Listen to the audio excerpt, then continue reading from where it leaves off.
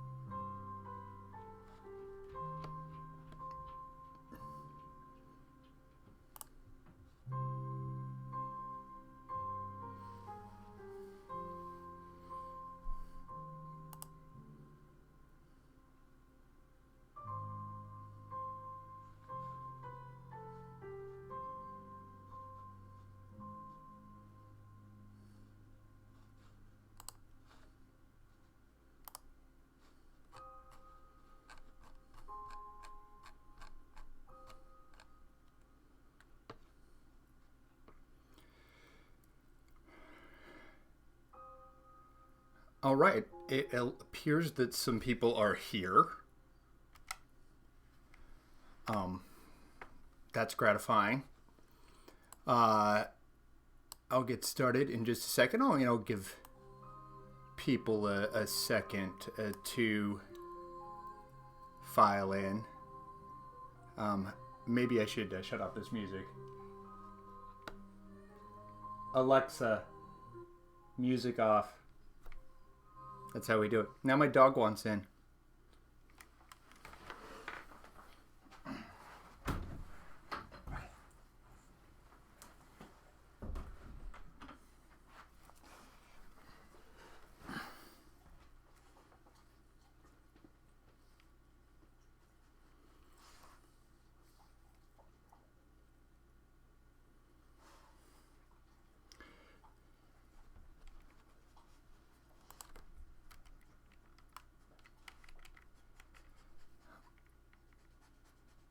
All right.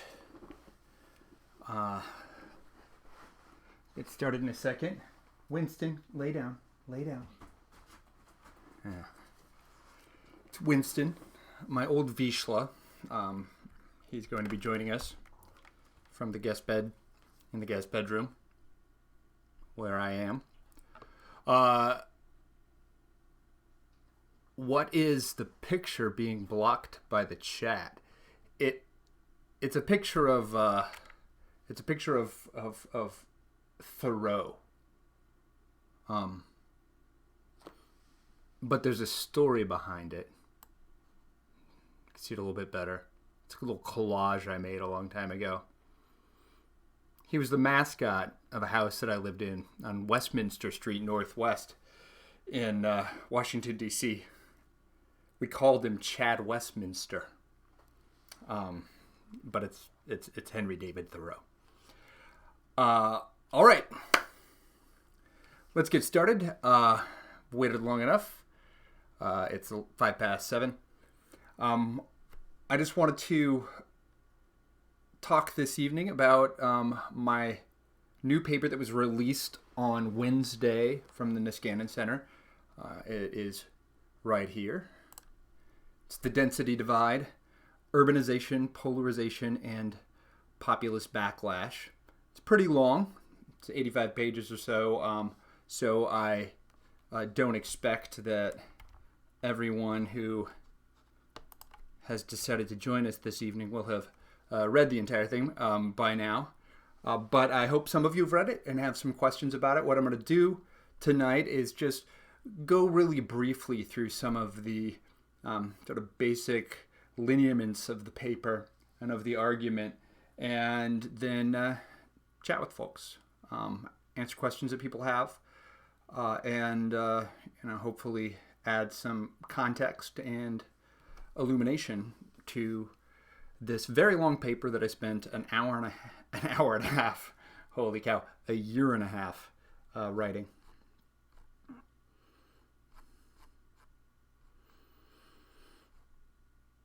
So to get started, it's like the scroll at the beginning of a Star Wars movie. Bum, bum, bum, bum, bum, bum, bum.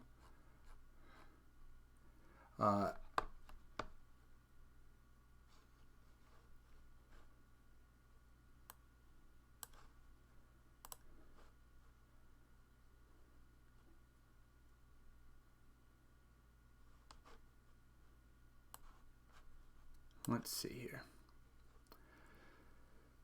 Is there a link to the paper? I will happily supply you with a link. You will find it at. Well, can somebody send him a link to the paper? Yeah, you can get it on if you go to my Twitter account. It is my pinned tweet at Twitter at Wilkinson.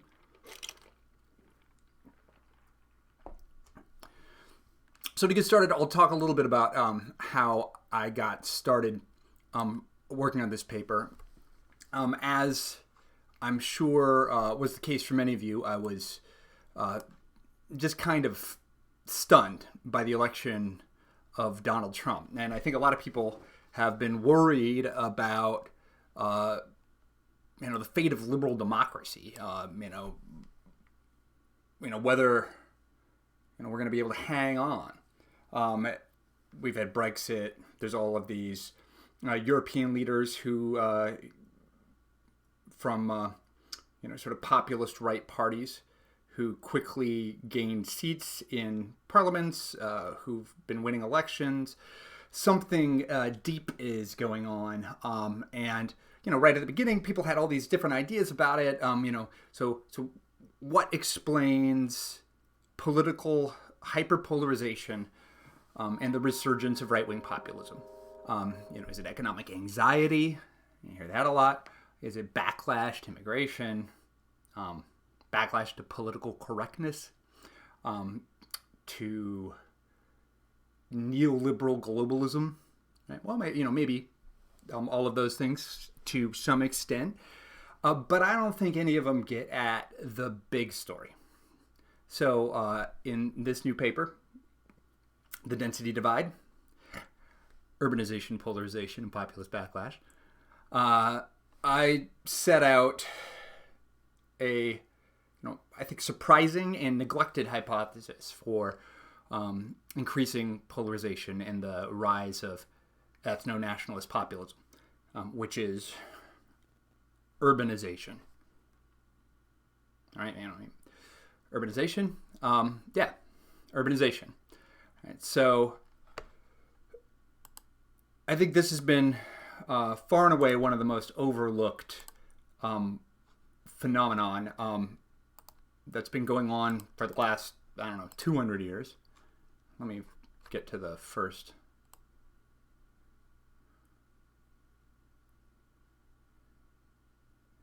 Here's a picture of urbanization.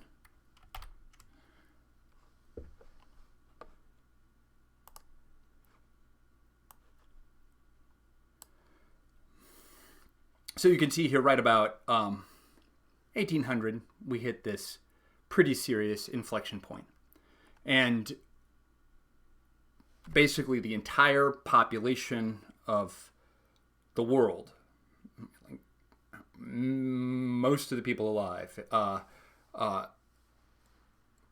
not most of the people alive at first, but many people started moving toward cities. They started moving out of the countryside, moving toward cities. So, and you can see that this just skyrockets.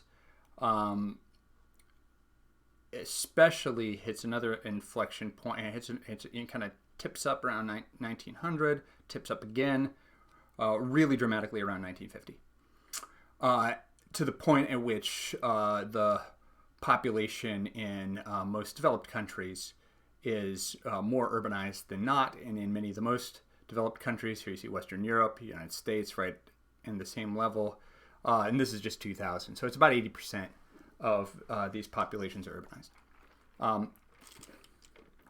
Now that is a gigantic transformative shift. The word I like to use for urbanization is glacial. It's like a glacier that just slowly creeps over the land and just fundamentally reconfigures the shape of both the physical landscape, but more importantly, the nature of human social relations. It utterly changes everything in human social life. Why did urbanization happen? This is a complicated question. I don't get too deep into it, but and I concentrate almost entirely in this paper on the United States, even though I think the dynamic at work obtains in countries all around the world. So here you can see the percentage of the population in urban and rural areas. And why do people leave rural areas? It's decline in agricultural employment for the most part. So you see these big inflections around 1900. That's kind of when the Industrial Revolution really gets kicking off. There's all these new manufacturers in big cities. People start leaving their drudge-like, backbreaking farm labor to do some drudge-like, backbreaking manufacturing labor in new assembly lines that are based in cities. And they're based in cities for a bunch of good reasons. Early on, it has a lot to do with transportation. You need to have all of the factors of production relatively close together. They need to be in your ports, or and at the turn of the century, it could be waterways, rivers, lakes, seaports. It's why all the big industrial cities of the Northeast and Rust Belt are a port on the Great Lakes, or at least on a major river. And people would herd into those places. They became gross. But productivity went up a lot. People got a lot richer fairly fast, and it had a sort of self-reinforcing dynamic. And accordingly, people just kept emptying out of the countryside. Now, that drift of population, right? So most migration over the past couple hundred years, especially the last 120 or so, have been cityward, right? It's mostly one way. There are people who move from a big city to a resort town or whatever, but it's mostly one way. And that one way shift of the population raises a lot of questions. Who is going to be most responsive to those incentives to urbanize? And if there's any significant difference in the disposition of individuals to move to the city, over time that huge drift of population all going in that one direction can lead to some kind of segregation in the population if there are some stable attributes that predict that people will be slightly less responsive to the incentives that are driving urbanization. Right? So that is the main hypothesis of the paper. But let me start by saying something about why that idea in particular struck me as likely. I keep hitting the wrong button over here. Where did my toolbar go here that I can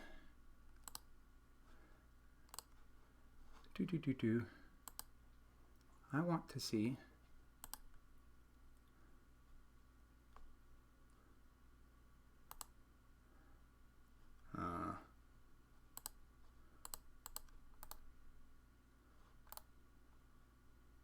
sorry, I'm just trying to get the oh, forget it. I'm just trying to get the little thumbnail view, but I'll just back up.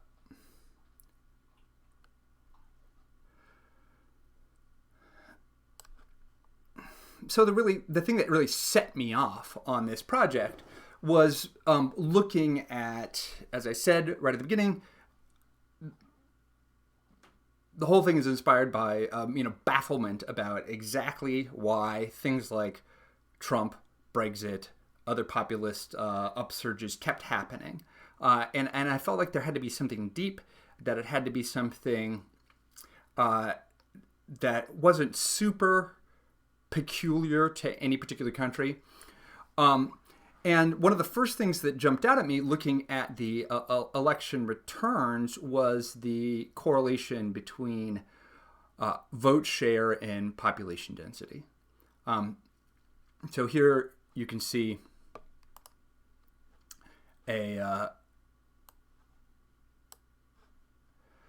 this is from Jonathan Rodden, a political scientist at Stanford. I lean very heavily on his work in this paper. He has a tremendous book out that just came out earlier this month, or last month, I guess, now, since it's now July, called Why Cities Lose. I highly recommend it.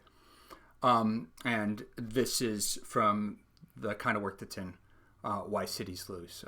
And in his book, he goes very thoroughly through the history of the relationship between democratic voting and cities. It's a fascinating story that I don't get much into, but he tells it there. But you can see the stark change is that, in 1916, there's no relationship between population density and party vote share. In 2016, there's an incredibly strong relationship between these two things. This shift has been occurring very quickly. So you can see in 2000, 2000 and 2016 are sensible elections to compare. They both had a popular and electoral vote split. The Republican won, the Democrat lost. In 2000, you could see this big mismatch. Al Gore won 659 counties, and George W. Bush won 2,397. All right? And in 2000, 659 counties accounted for 54% of U.S. economic output, and all the rest of the counties, the Bush counties, the red ones, added up to 46% of the total output for the country. All right, that's pretty interesting. That's a pretty small fraction. Gore got a pretty small fraction of Bush's counties, but those are the most populous counties. They produced more than half of economic growth. So fast forward 16 years to 2016, Hillary Clinton wins even fewer counties, just 472, as compared to Trump's 2,584. Right? But in just 16 years, this even smaller number of counties accounted for another 10%, 64% of GDP. And all of these other counties amounted to just 36% of output. So that's pretty much 2/3, 1/3. And I think it probably is about that by now, just a few years later. All right, so there's something going on there. The Democratic base is getting more and more concentrated. And the Republican base is spread out, but decreasingly productive. All right, here's a picture from from Brookings, from Mark Murrow and Sifan Louis, and you can see, this is just a visualization of the Clinton counties and the Trump counties.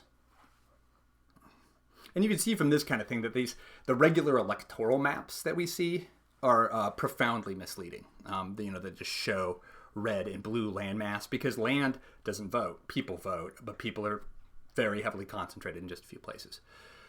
Sorry, I wasn't paying that much attention to chat at this point. Do Mr. Woozy says, does this include what we'd call suburbs in America? Yeah, urbanization includes moving toward suburbs.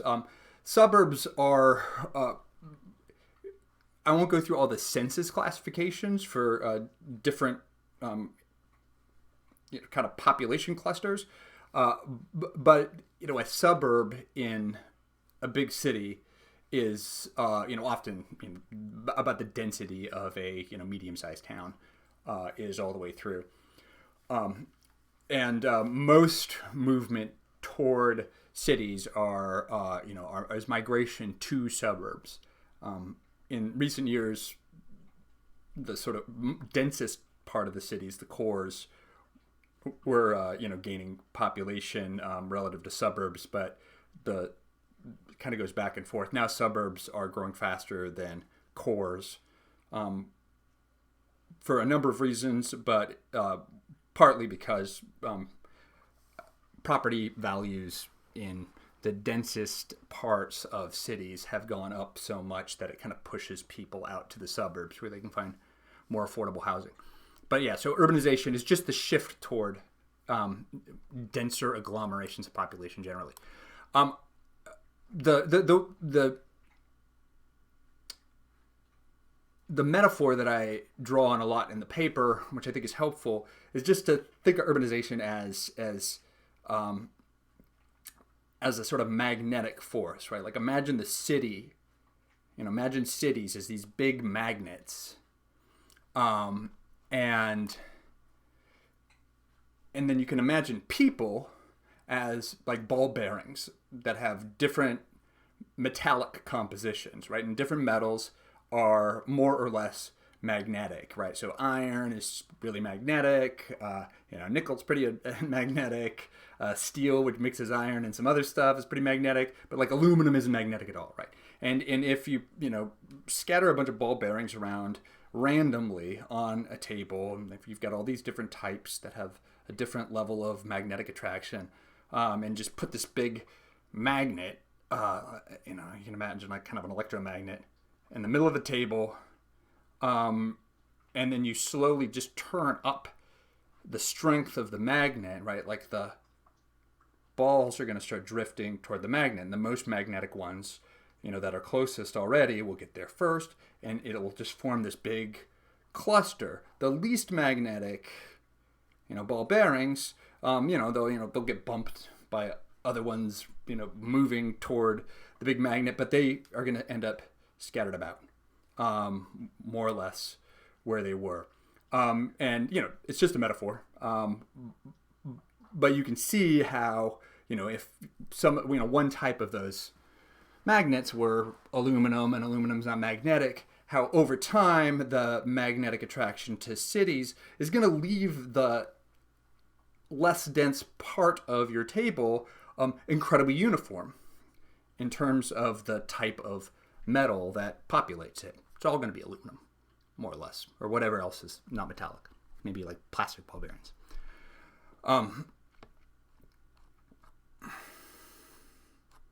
That was an aside. Okay, so the two big things that got me thinking about it. So one, this correlation between density and party vote share, and then two, is stuff that I already knew about personality and partisan loyalty or affiliation. So we've known for a long time that there are some, basic personality correlates to ideology and political identification. So I knew this is something that I've been interested in for, a decade or more. And I thought, okay, if it's true that conservatives are lower in openness to experience, that's one of the big 5 personality traits, and I can talk about them more if people want. And they're higher in conscientiousness. But the population has become divided in partisan terms along population density. If we've polarized along population density so that all the Democrats are inside 1,000 people per square mile and all of the Republicans are outside 1,000 people per square mile, then that means there has to be a correlation between living in lower densities and the personality traits that predict being a Republican, right? So I wanted to look into that further. That gave me this hunch that maybe there is some deeper, maybe that's one of the attributes that is more or less magnetic. Maybe that's part of the thing that's sorting the population and leading to the situation that we've been getting into. Right. So one of the important parts of the paper, one of the kind of the conceptual core of the paper, here I'll stop here as I'm leafing through. One of the important things about Rodden's work, which I mentioned, Jonathan Rodden a minute ago, is he's been doing he's created this data set that has precinct level vote share, and you can correlate the densities with the precincts to get this relationship. And what you see is the same relationship everywhere. That's one of the things that really keyed me off. It's really deep and weird that, if you go, this is my hometown, Marshalltown, Iowa. It's about an hour and a half from where I am right now, which is in Iowa City. And here's the downtown right here. Like the courthouse is right here on Main Street. And if you go to the courthouse or the old town square of any place that was built before highways, basically, that'll be the densest part of town. And that part of the town will be Democratic. Marshalltown's only 27,000 people, right? So, and you see the same pattern absolutely everywhere. There are a few exceptions, but it's small towns, big towns. So it's not the case that there are red states or blue states. There's not red counties or blue counties. There's red densities and blue densities. And the relationship is more or less linear, right? Like the denser you get, the more Democratic it is. And the less dense you get, the more Republican it is. So if you just kind of, any place you go, if you just kind of like start moving from, from City Hall out toward the soybean fields, it's going to get decreasingly Democratic as you head toward city limits and lower densities. And that repeats just about everywhere. Thought I'd stress that because it's such a weird, interesting fact. I'd like to get those thumbnails, but I don't know how to use my Adobe. All right, so one of the I think maybe the most important part of the paper in terms of the conceptual basis is the section that I did on logic, the logic of spatial sorting. And I go through a few different sorting models that you find in economics. Talk about occupational self-selection, T-boo sorting, and foot voting. But I think the most important one, which I'll talk about for a second here, is what's known as Schelling sorting. And Schelling has a famous thought experiment where it's basically you take a checkerboard basically and you put like white and black pieces in random squares around the board, and you start with the assumption that every single piece is totally happy being a minority, right? So imagine each of the squares on the board is like a house, and that every adjacent square, up, down, left, right, and on the two diagonals, so there's 8 adjoining squares, every, little checker piece wants at least 3 other, pieces of the same type that are next to it, right? Happy to be a minority, right? So there are 8 pieces, 8 spots that abut their plot. So they just want, less than half of those to be filled with, someone like them. And Schelling calls that assumption an assumption of weak homophily. And homophily just means you like the same, like homosexual. It means, same sex.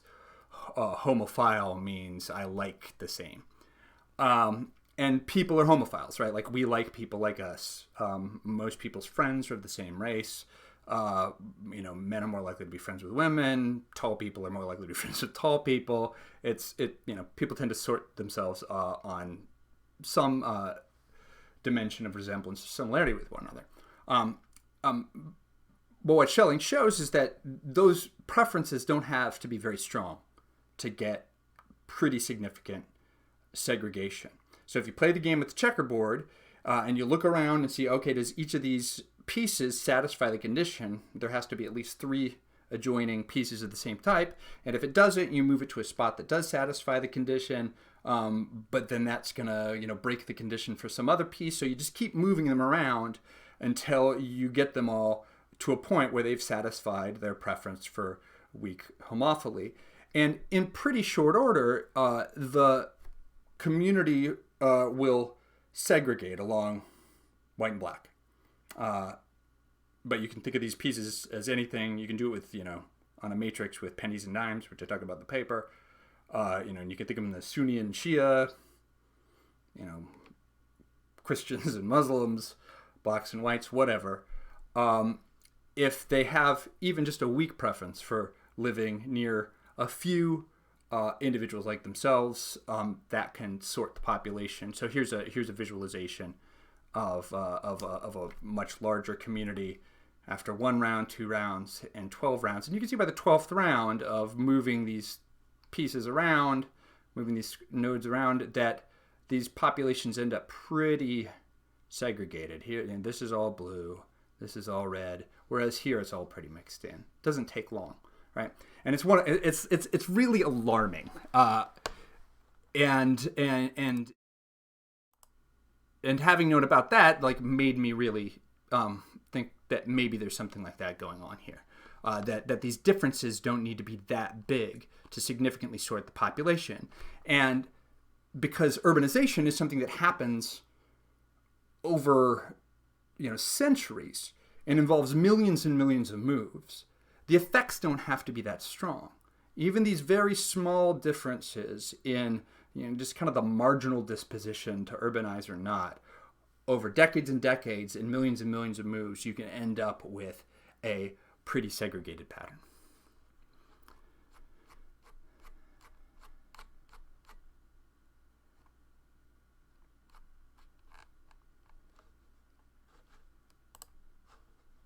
Let's see. I lost my chat. All right.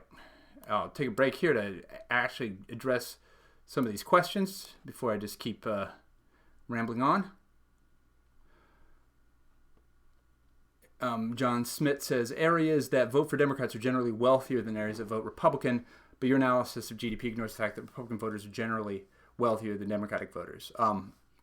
I do mention this.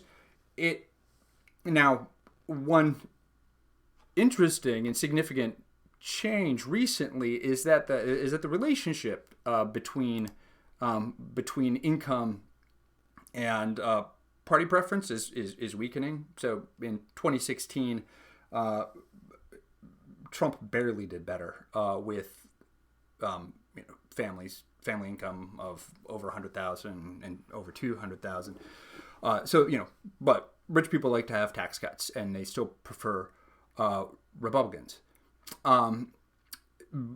But the areas, that's where you're seeing the real difference. And I should say on the flip side of that equation, poorer voters are very strongly Democratic and remain that way. Poverty remains concentrated pretty significantly in urban areas, and so poorer voters are pretty strongly Democratic. But as I'll go on to explain in a bit, the relationship between Democratic voting and less wealthy white voters is weakening. White voters without a college education have been defecting heavily into the Democratic Party since Obama became president. So there is this, clear distinction. But in terms of areas, the wealthiest areas are overwhelmingly Democratic.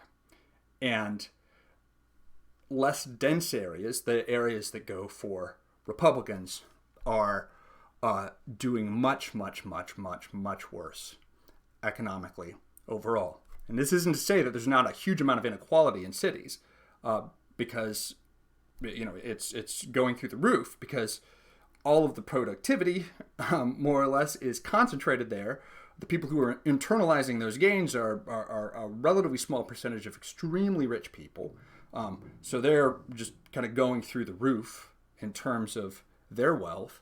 And there's still just a ton of poor people. So urban inequality is going nuts. But the overall area is incredibly wealthy. The average wealth is much higher because you're averaging poor people and incredibly rich people. But there's also many, many, many more opportunities in these places because, at least a fair number of large cities are growing at a pretty good rate, and that gives less educated workers, opportunities to get employment. Whereas in less wealthy places, in lower density areas of the country, there's just nothing. Right, and that's part of the problem. We'll get into that.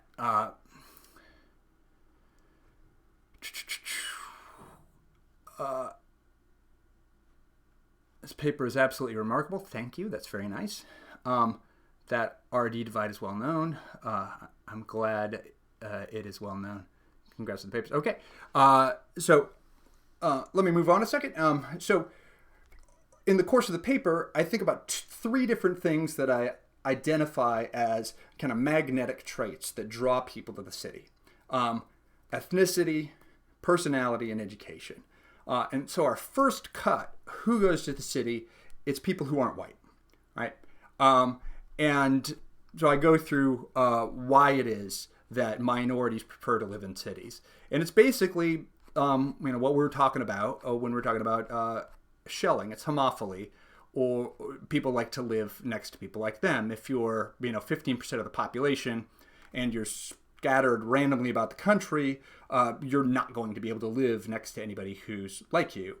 So if you want to be around other people who are the same as you, you're going to have to all kind of cluster in a few places in order to get the comfort of people who have a familiar cultural background, who have a similar experience of the world. And if you're a minority and haven't been treated well, you really, really, really want safety in numbers, and you're going to have to go to a city for that. So the non-white population is almost entirely urbanized. One thing that I note, and I think it's an interesting observation, is that there's a clear distinction between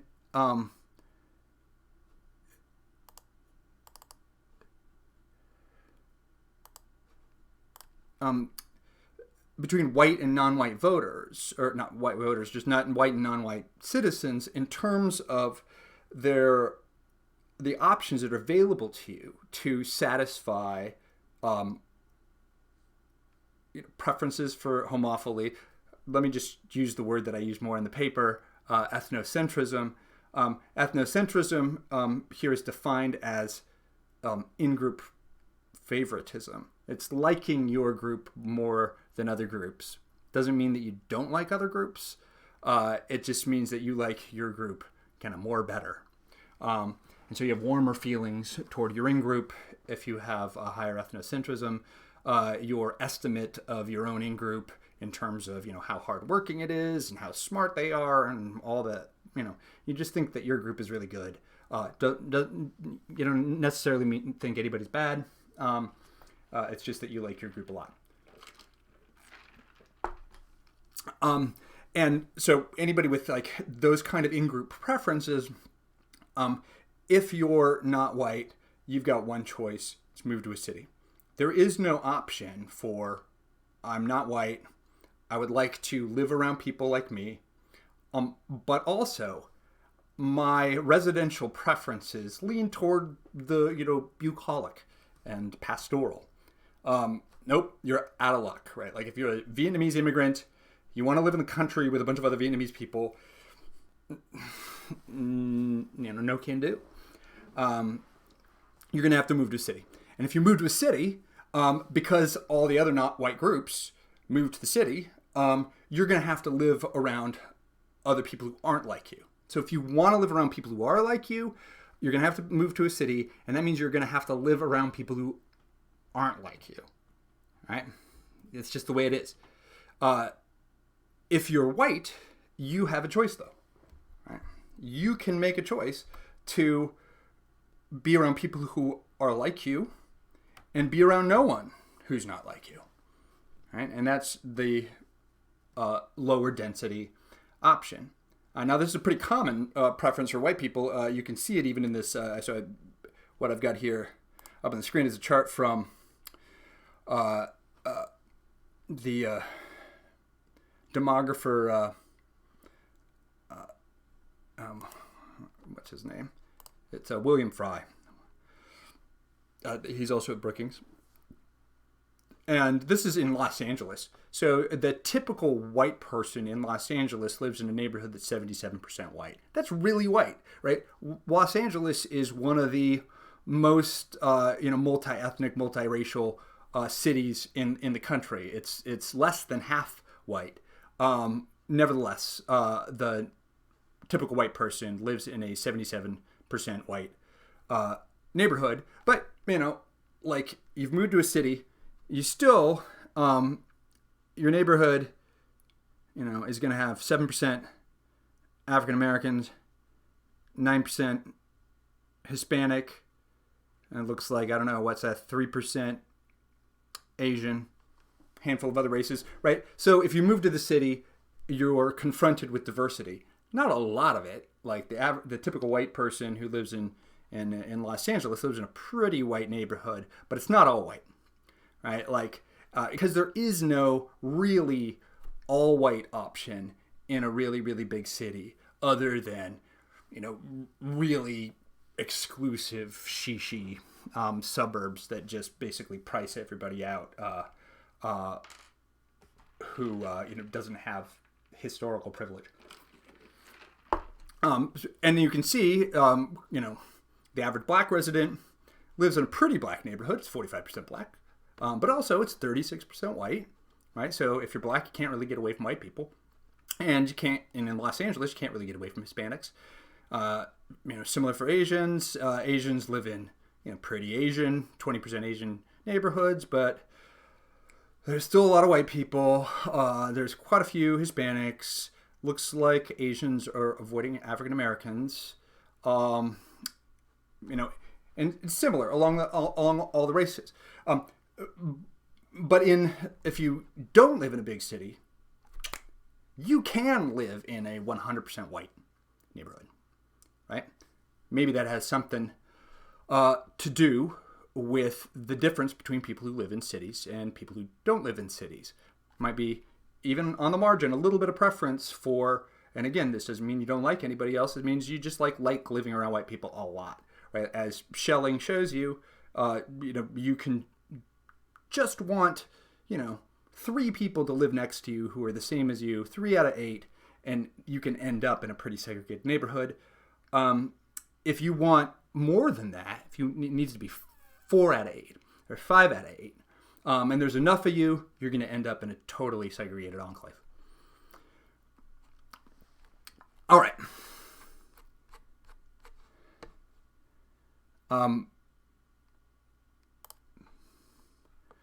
Let's see. John Schmidt. Median income of Trump voters is higher than the median income of Clinton voters, but people keep talking about Trump voters being working class. This is a good point. There is a bad tendency in the press to talk about the working class, unmodified as signifying like white working class.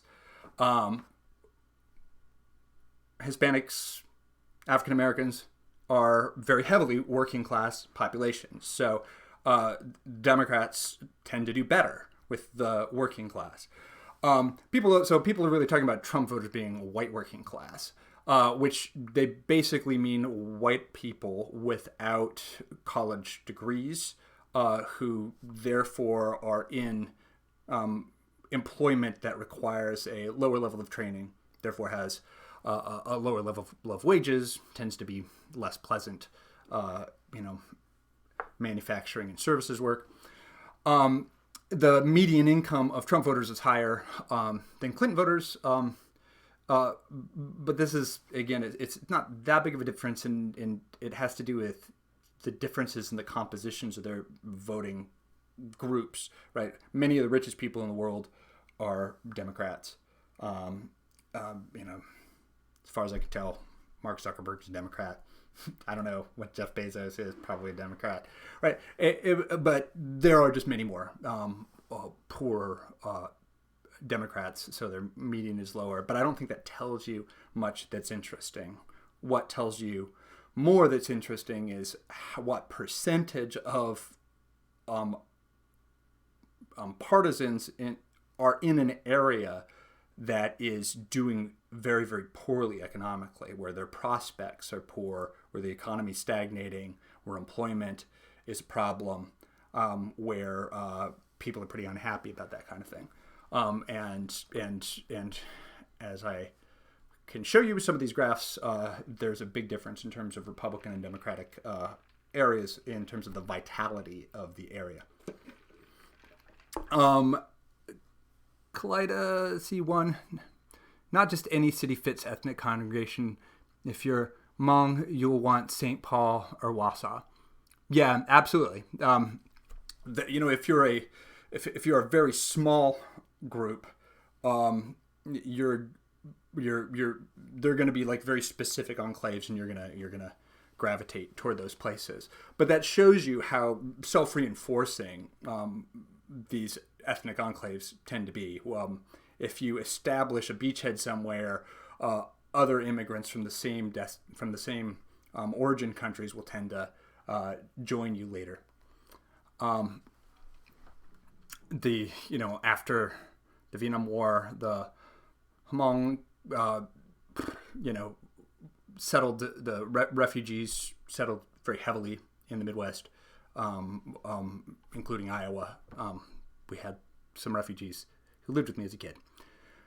All right. So, thinking about some of these dispositions, white people alone have the option of, the only group in the United States population who has the option to only live around other white people, to avoid diversity, and to live in relatively homogenous communities.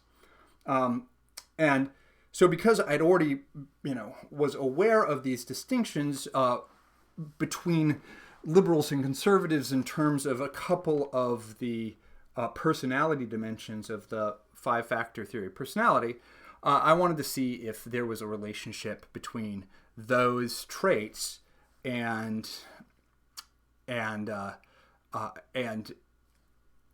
higher level of in-group favoritism or ethnocentrism. Simon's Violin says, how long have researchers been weighing disposition, temperament, psychology with partisanship? That's a good question. At least since the mid-90s, I think I became aware of it then.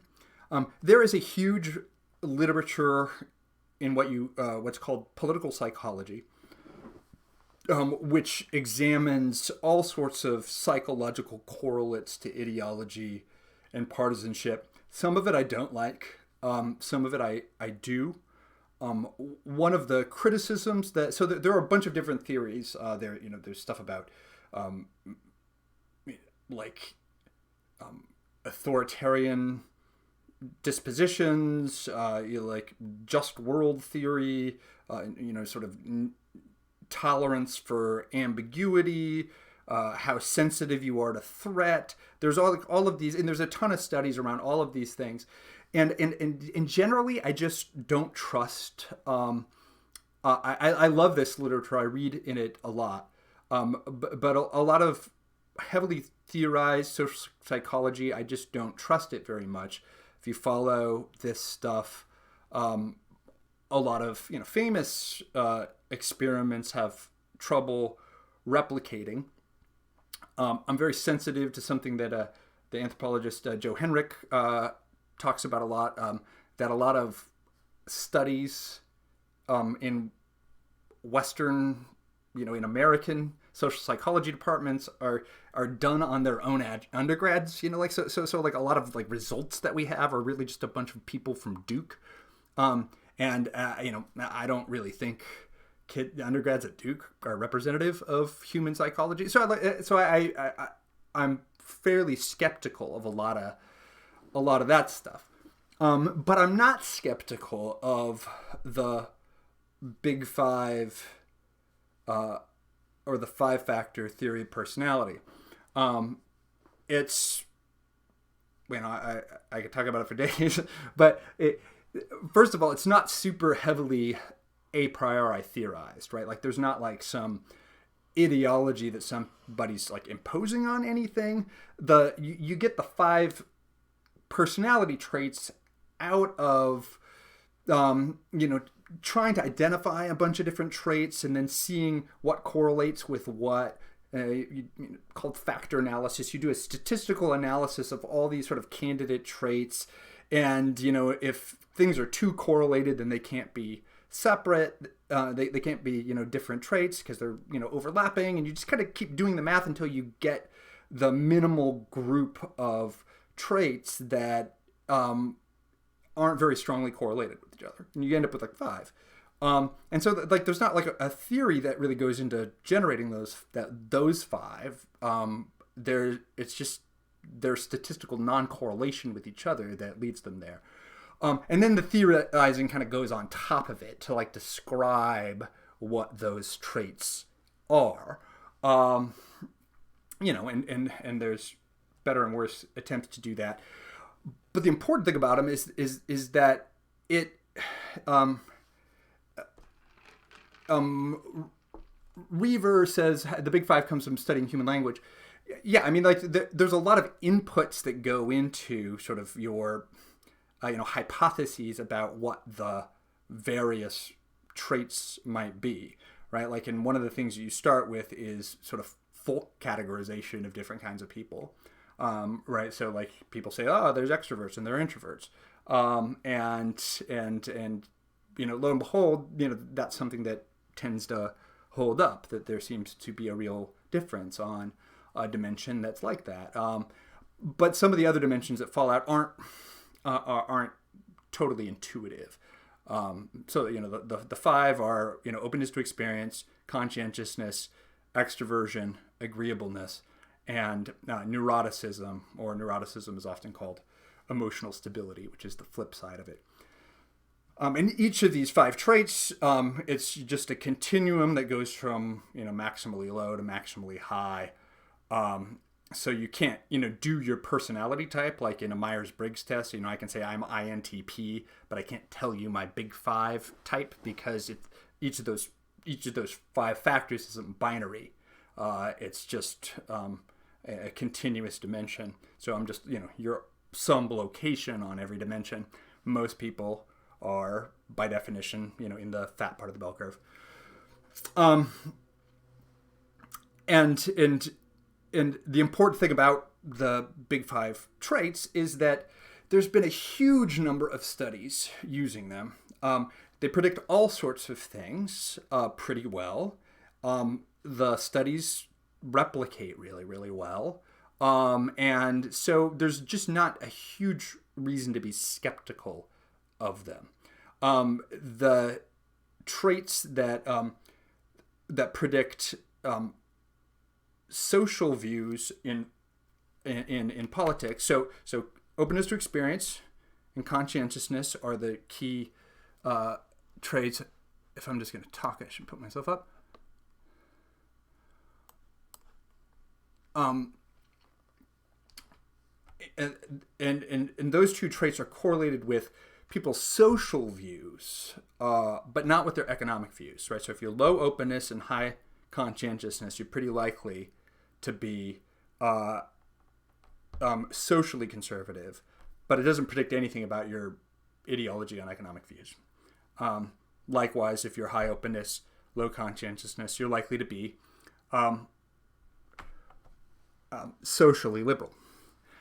Now, what are the things that kind of make up social liberalism? Well, one of them is these dispositions toward your in-group. Here's a description of the big five traits.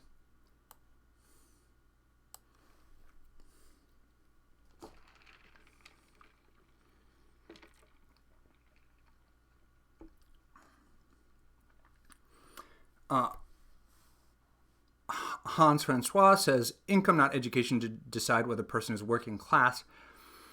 It does not make sense to describe truck drivers in North Dakota who are making $95,000 per year. I don't have a very strong view on what you're going to count as working class. What's interesting these days, just in terms of like thinking about politics, is that the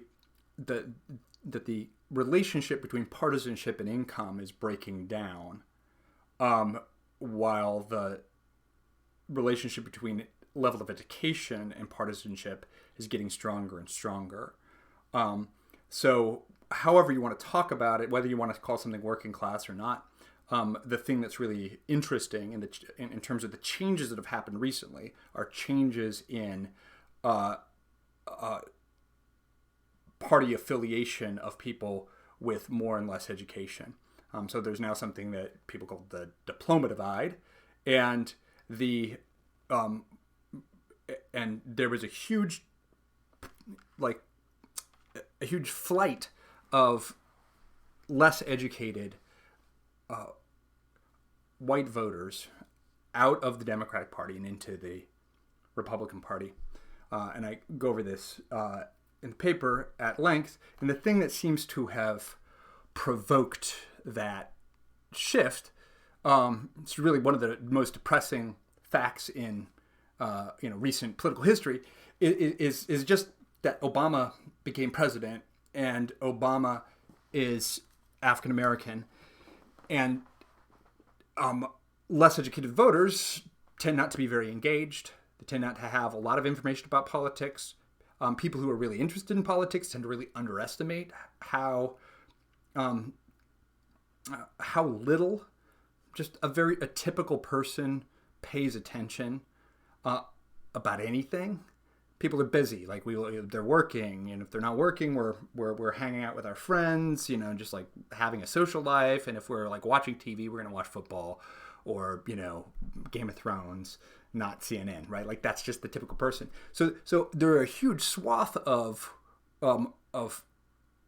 less educated white Democrats who were affiliated with Democrats, largely because of the historical connection between the Democratic Party and labor unions. So if and party loyalty tends to be pretty sticky over generations. So if your dad was a member of a trade union, he's almost certainly was a Democrat. You're likely to be Democrat, therefore.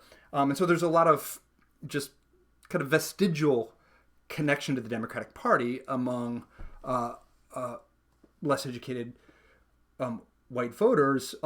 And one of the things that it appears that people didn't really understand is where the parties were aligned on race and civil rights.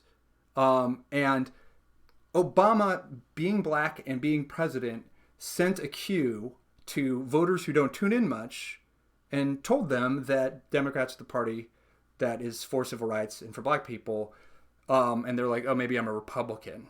And around the same time, you start getting the birther stuff, colonial Kenyan socialist or whatever Tea Partiers were saying about Obama, and so race became a more salient axis on which people sorted into parties, and that shift, occurred very strongly among less educated whites, and it was strongest among those who were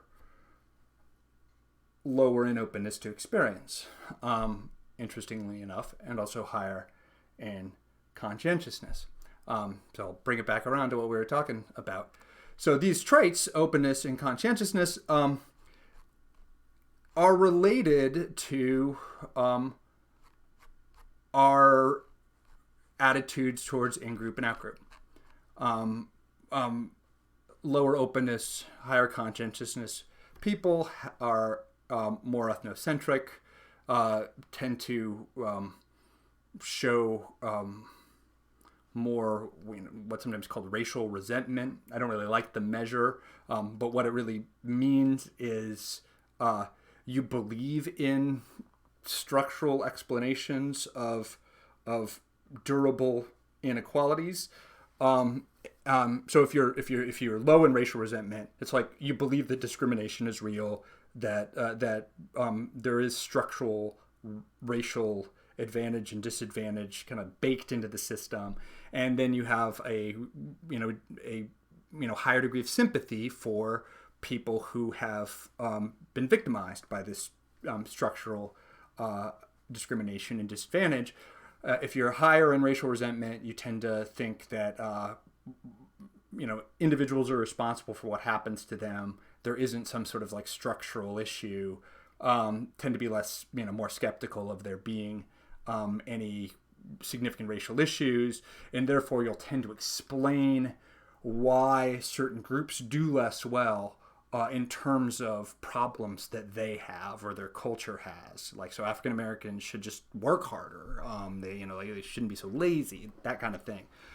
Because if you don't think that there's some structural explanation for why African Americans are poorer and less likely to go to college, et cetera, then you're gonna think it's kind of on them, right? So higher ethnocentrism, higher racial resentment, those correlate pretty robustly with lower openness, and higher conscientiousness. All right. Well, so then that tells us something interesting, right? Like, because that if you move to a city, that means that you're going to have to be around people who aren't like you, right? And if you don't want to be around people who aren't like you, again, not necessarily that you dislike them. It's just like you just feel a lot better around other white people. It's going to be more attractive to stay hanging around. Like my hometown, Marshalltown, Iowa, for example. All right, so that's one thing that might make you less magnetic if you have lower openness.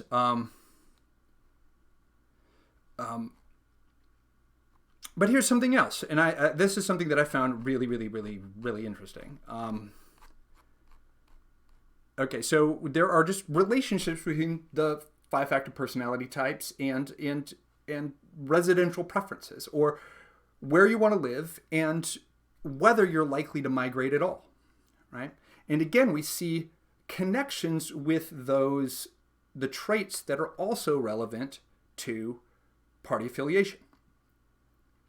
Right? So lower openness people are less likely to want to move in the first place. Right? It's just a more rooted trait. Lower openness, maybe I should say something a little bit about what openness is, because I talk about it more than anything else. Like higher openness is basically curiosity, like a need for information, an interest in novelty. So if you're higher in openness, you're more likely to like want to try a new food. You're more likely to want to go travel to a country that you've never been to. You're more likely to be interested in reading a challenging book that makes you reconsider your assumptions. And being lower in openness is kind of the opposite of those things. That you have more interest in familiar things.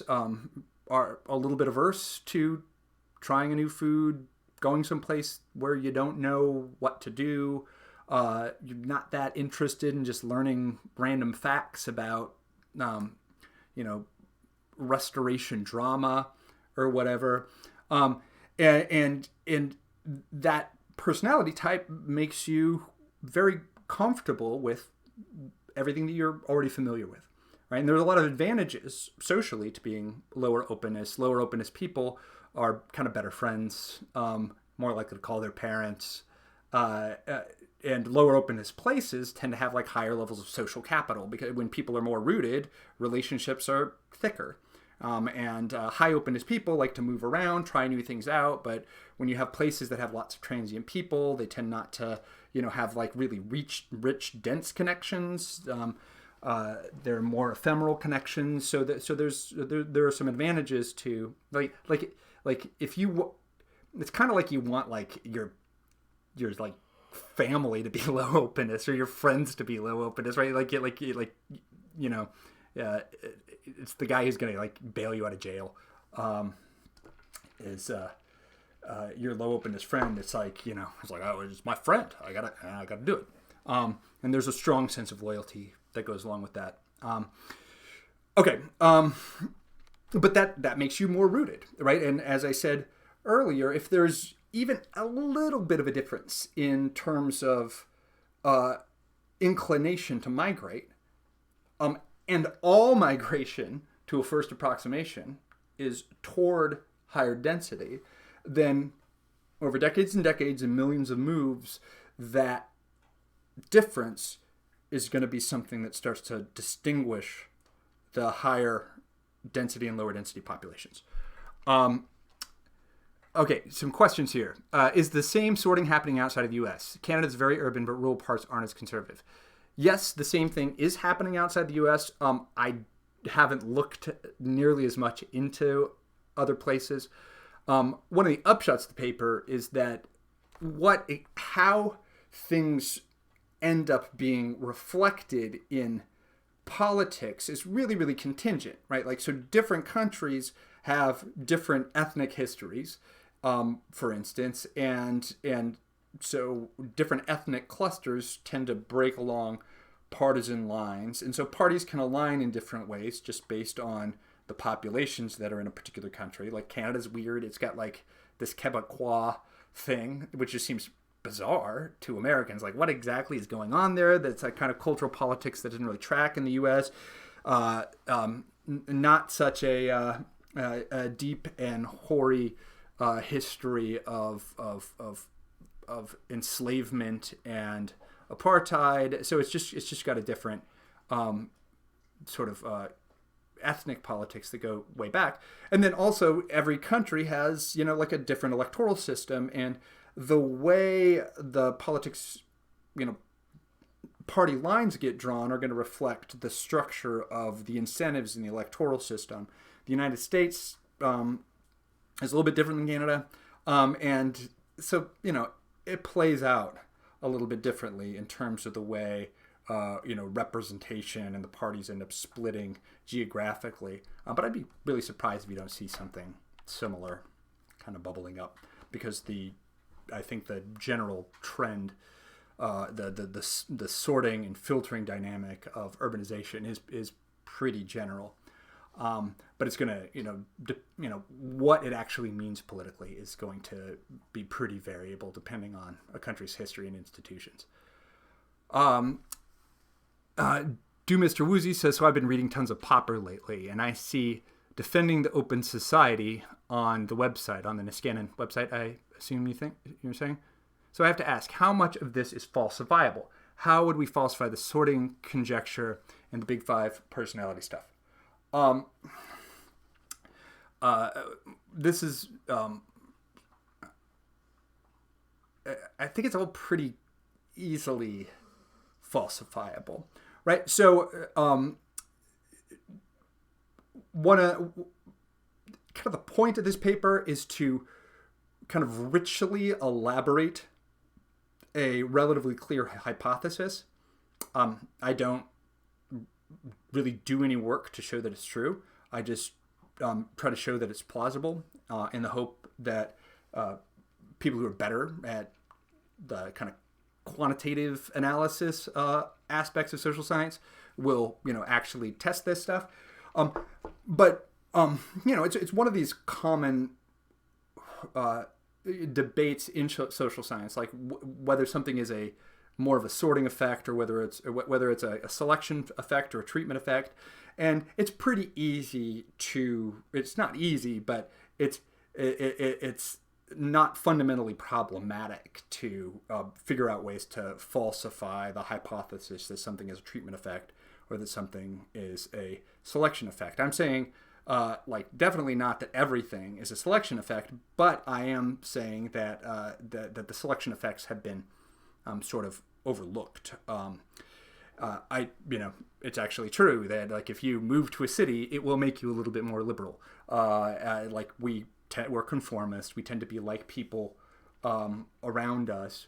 But the overall hypothesis, you could.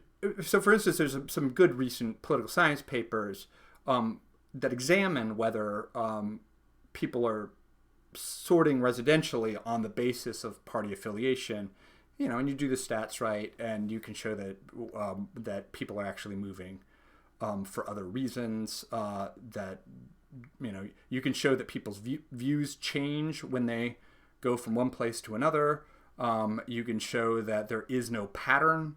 So I'm saying that I don't think anybody's going to contend that non-white people urbanize at much greater rates.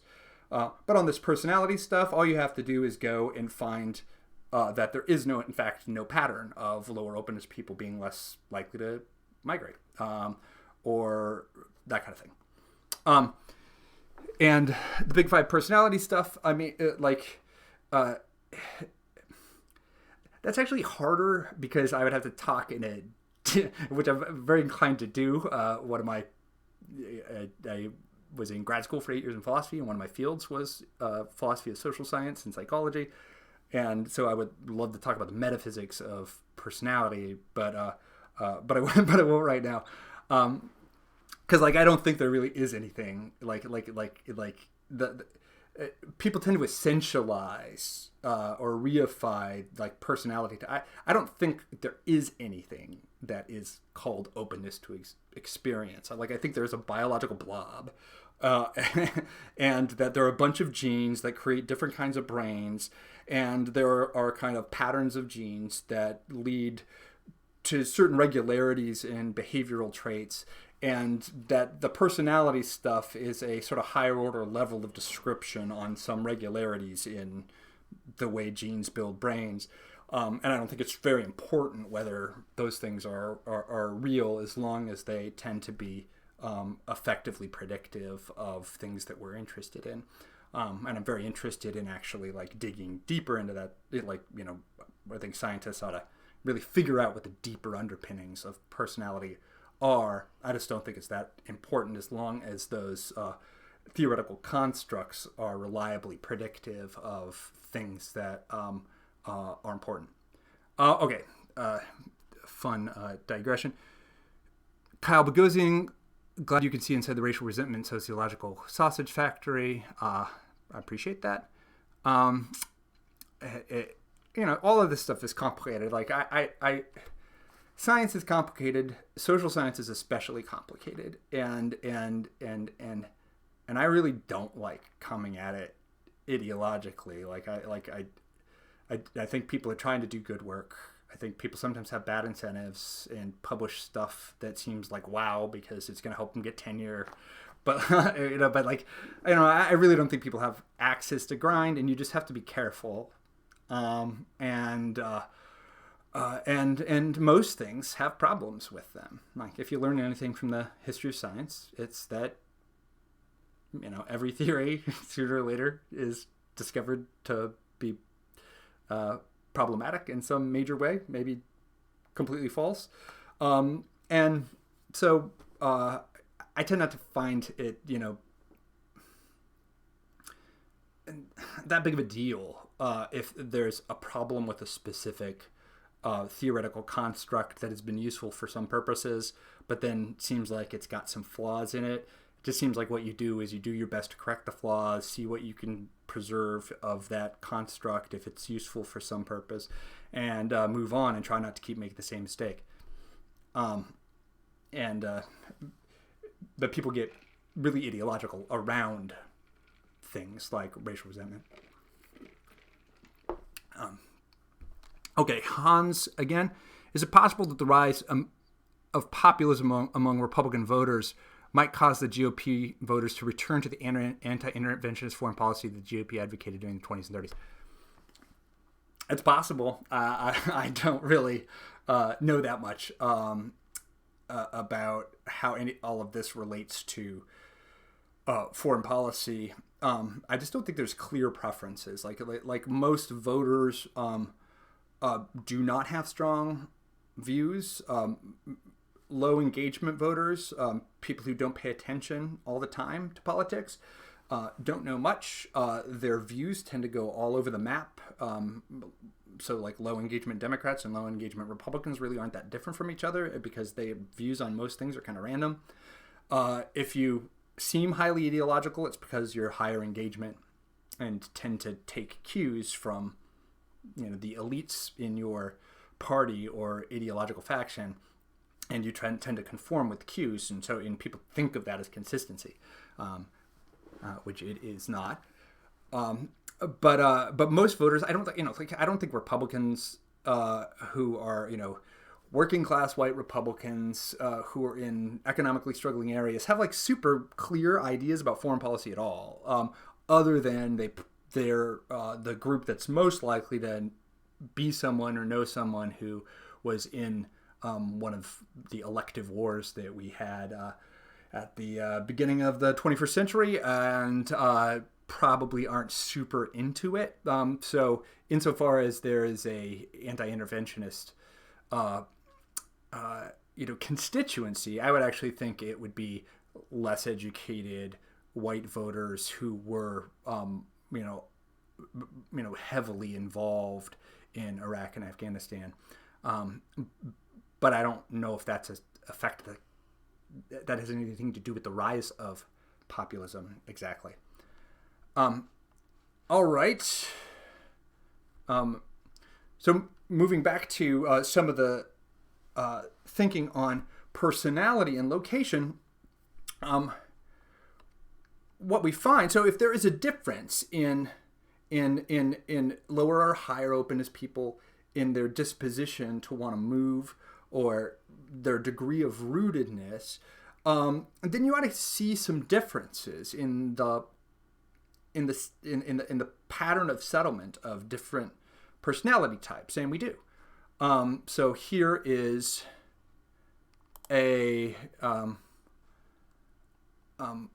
map from Peter Renfro. He's a psychologist at Cambridge University, and this shows the quintiles of openness. So here's my state, Iowa, right here. It is in the fifth quintile of openness.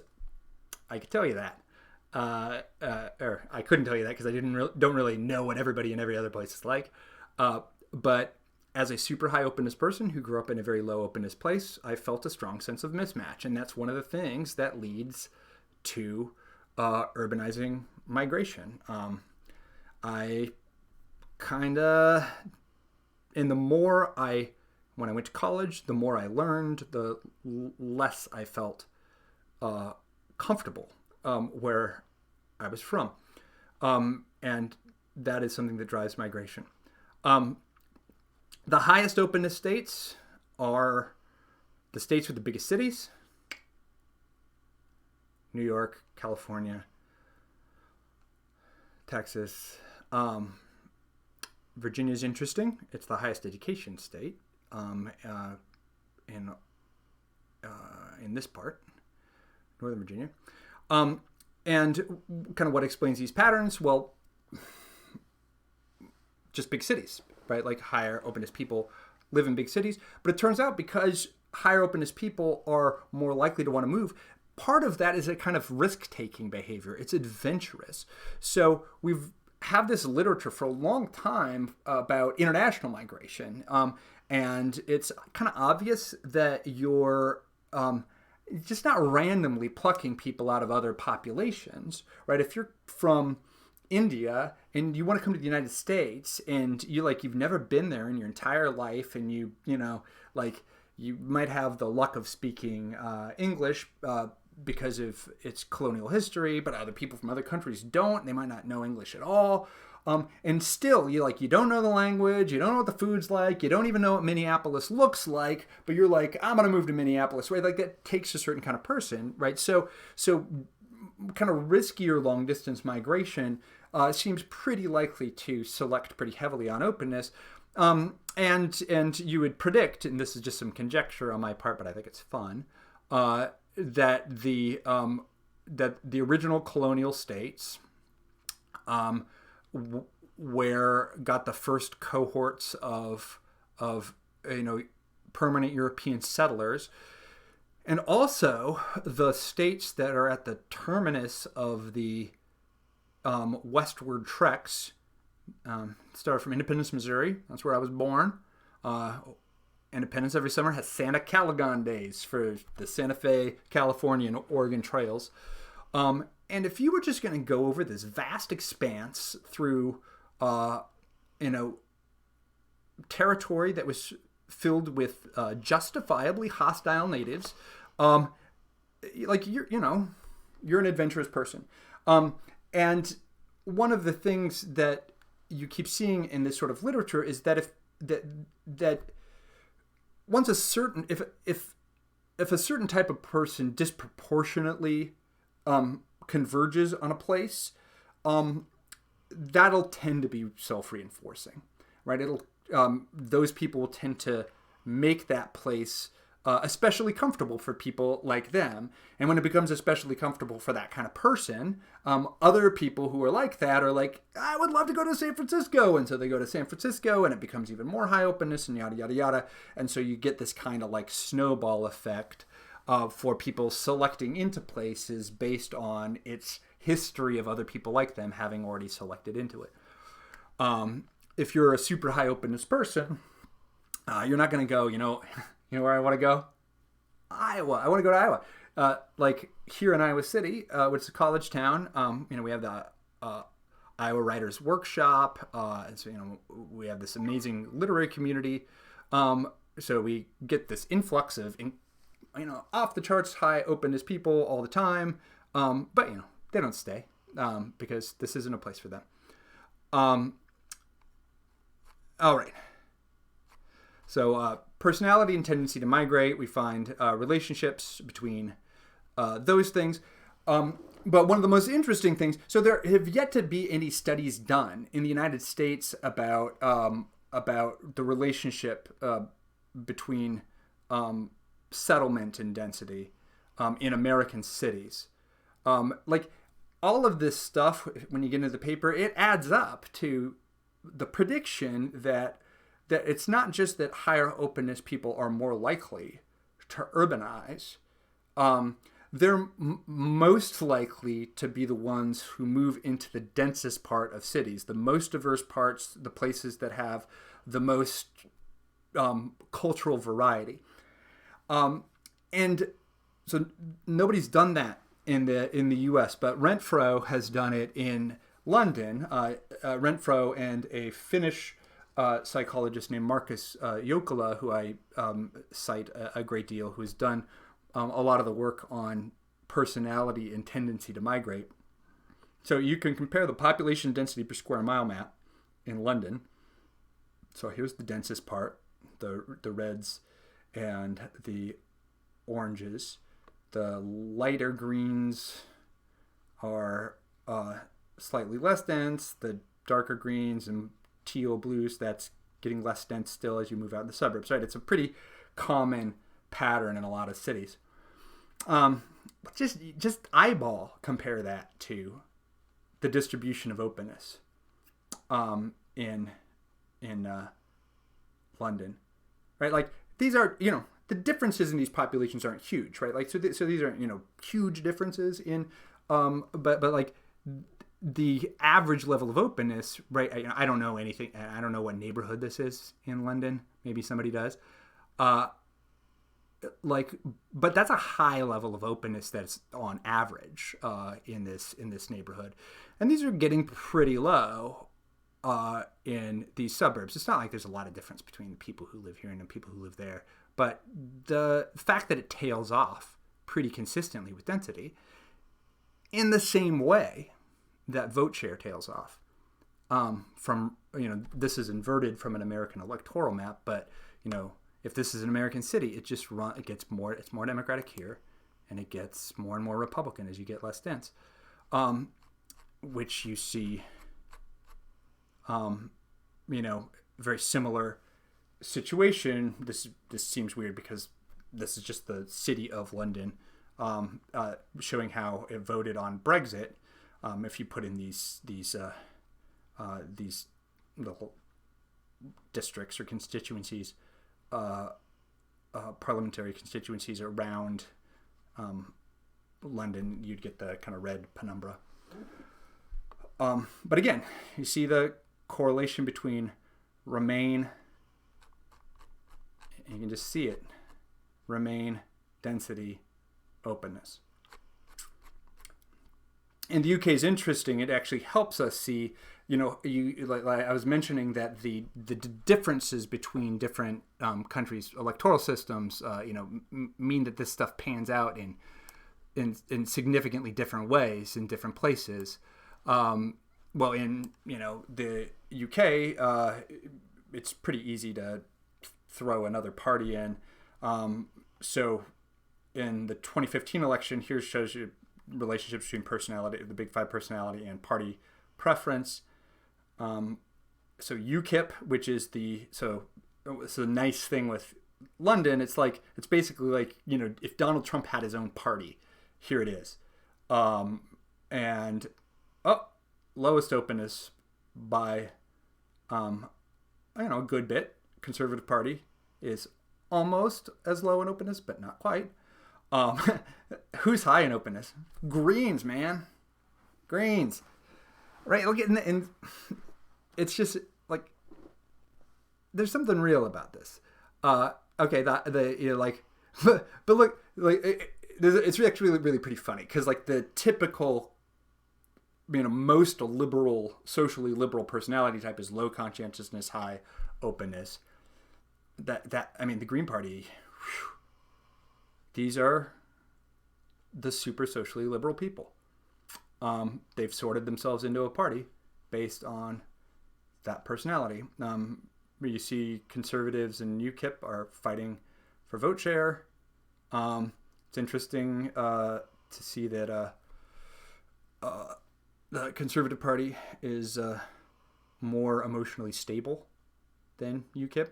That's an interesting difference that might help tell you something about the difference between those two parties. Anyway, I don't want to dwell on this too long.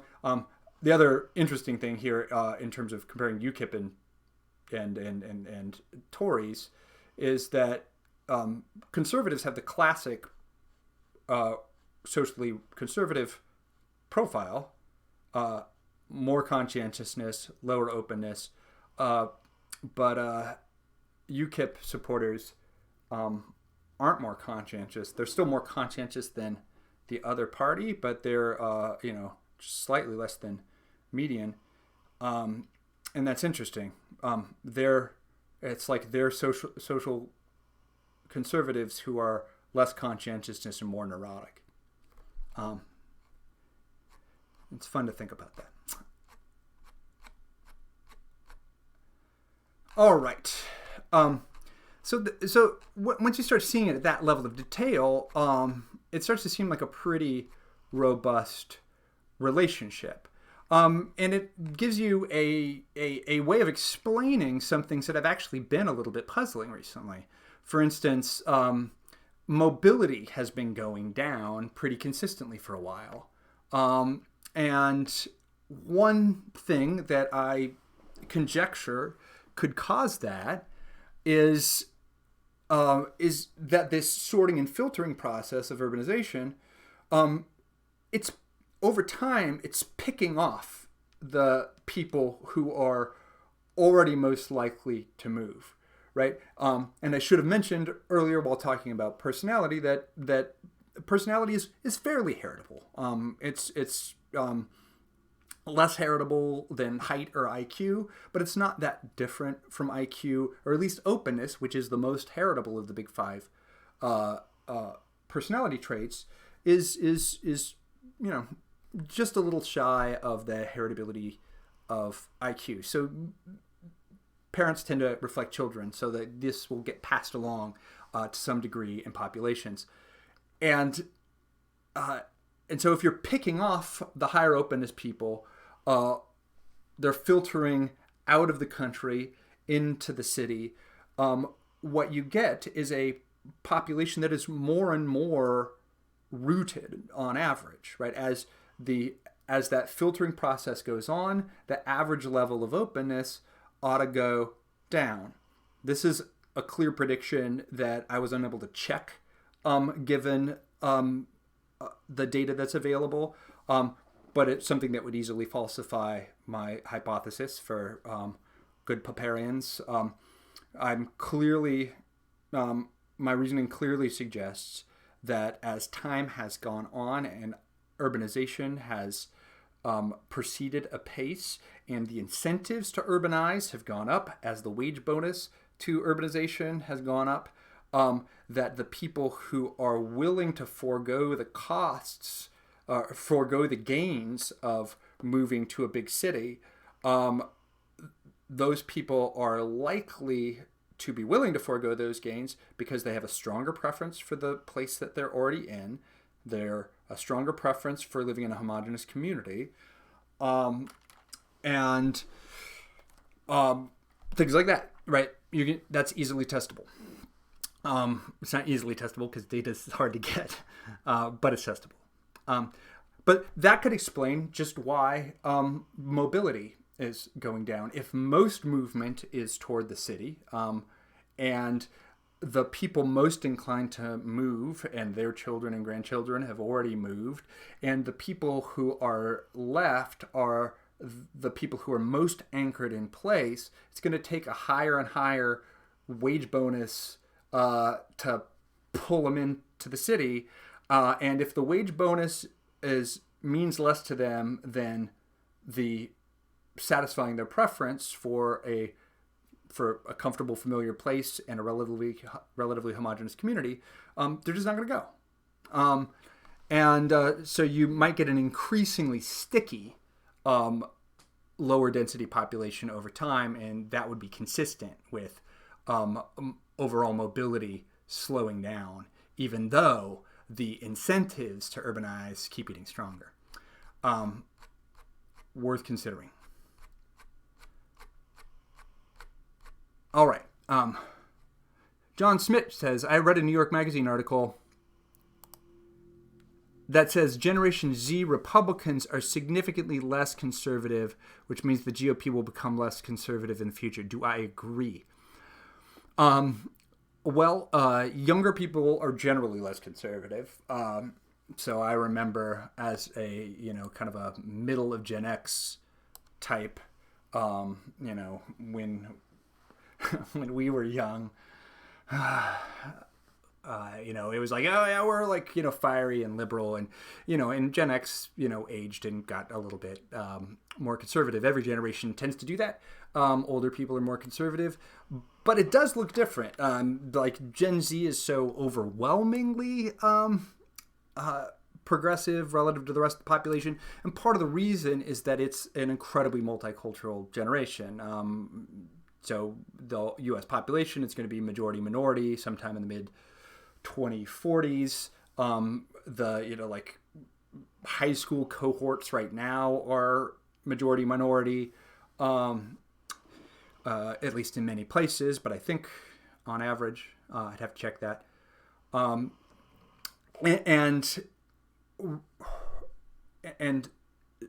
right now, the GOP has made itself just toxic for people of color. It is coordinated around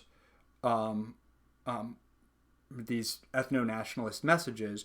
It's part of what I'm explaining in this paper is why that seems like a good idea to that population right now, but it does make them basically ineligible, like for a large number of votes from younger non-white people. If the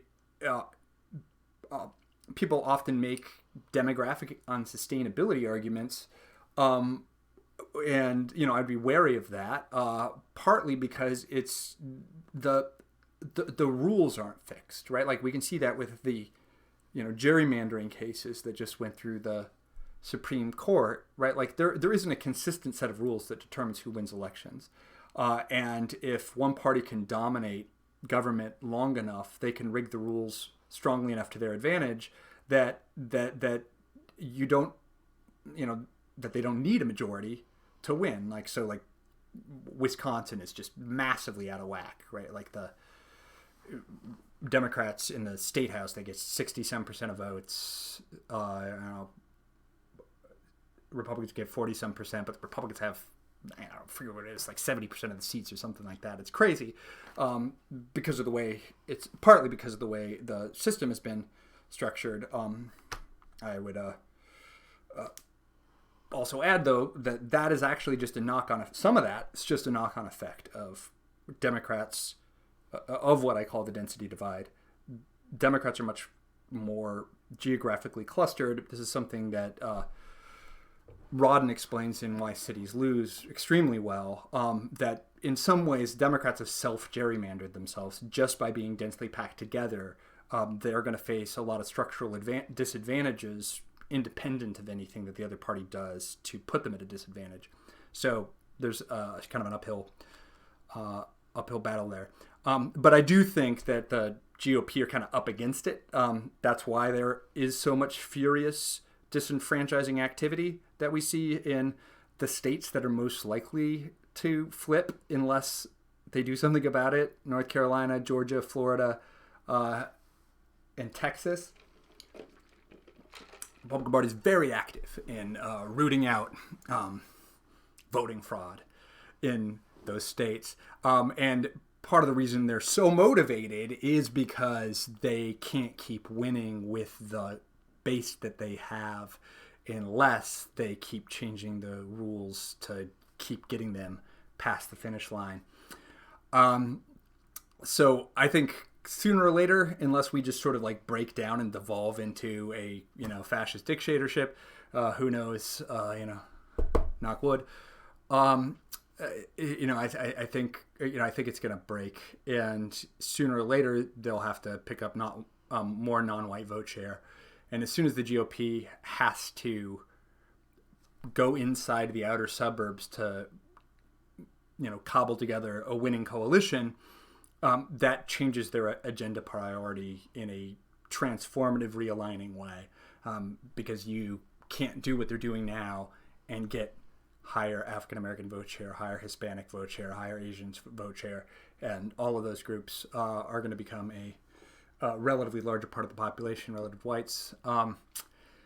And so once that shift, once they start having to compete for those votes, they'll need to start, instead of activating and ramping up and agitating their lower openness bases, ethnocentric impulses, they'll actually want to tamp them down a little bit so that that part of their base is cool with having a more multicultural coalition. And that's what we should really want. We should want that a multicultural Republican Party is a much more moderate Republican Party, and that is dearly to be desired. There was just a Planet Money podcast on new research by MIT economist David Otter, says for the working class, moving to the city is not necessarily the best option for personal wage growth anymore. I wonder if that will have an effect on this trend. That's a paper that I've been meaning to read. I haven't read it yet. There was a roiling intra-Niskanen thread about what we think about the Otter paper. Some of my colleagues have some misgivings about it. I think there's some technical stuff about like how he's putting together the set of cities. He's looking at, starting from like how dense cities were in the 80s or something like that, and so like the denser cities aren't getting. There's a lot of complication, but like you get stuff like San Jose wasn't that dense, and so like it's not picking up stuff. But I haven't read it, don't know anything about it. I do think that there's clearly a problem in a few of the superstar cities being so expensive that it's impossible for anybody to move in. That there is a significant, I think this is one of the things that Otter contests, that it's very clear that there is a very large productivity premium that better educated workers get from moving to dense cities. When there's a thick concentration of very talented people, it just kind of ups your game, right? Like if you are coding in a little software firm in Austin, Texas, and then you end up moving to Silicon Valley, you'll get better faster because just the average quality of your workforce is better. You learn how to do stuff that it pushes you, and increasing the speed of your improvement tends to be compounding. Like, so there's lots of reasons why those places make typical better educated workers more productive. The question is whether they make less educated workers more productive, or at least makes their work more valuable. And the reason you'd think that it does is that if this other kind of work is getting way more valuable that's happening in these cities, a lot of this other stuff is auxiliary to that, right? Like if what Google's doing is super duper valuable, then catering at Google and cleaning up at Google is valuable too. It's more valuable than it would be for a less valuable firm, and so that ought to pull some of those people up as well. I take it that that's what Otter's saying isn't happening, and that's what I don't know how to evaluate as I haven't read it. But I would be surprised personally if it's right. So that's just like I think it's going to have to do with the composition of the group of places that he's looking at. It just doesn't feel right to me. I really think that if you're a less educated worker and you're in Iowa, you move to Des Moines, you're going to make more money.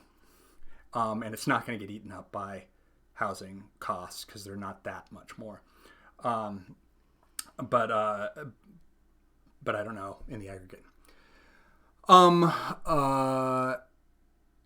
Erdrich, along the lines of your argument about the marginal migrant from rural to urban needing higher wage premiums, doesn't the same apply the R's and D's fighting over the next generation, such as the 60th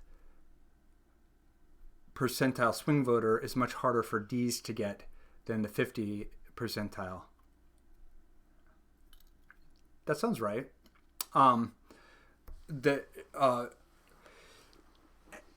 It's, I wouldn't think of everything in terms of just sort of like a big mass of voters and then there's like a swing voters in the middle. The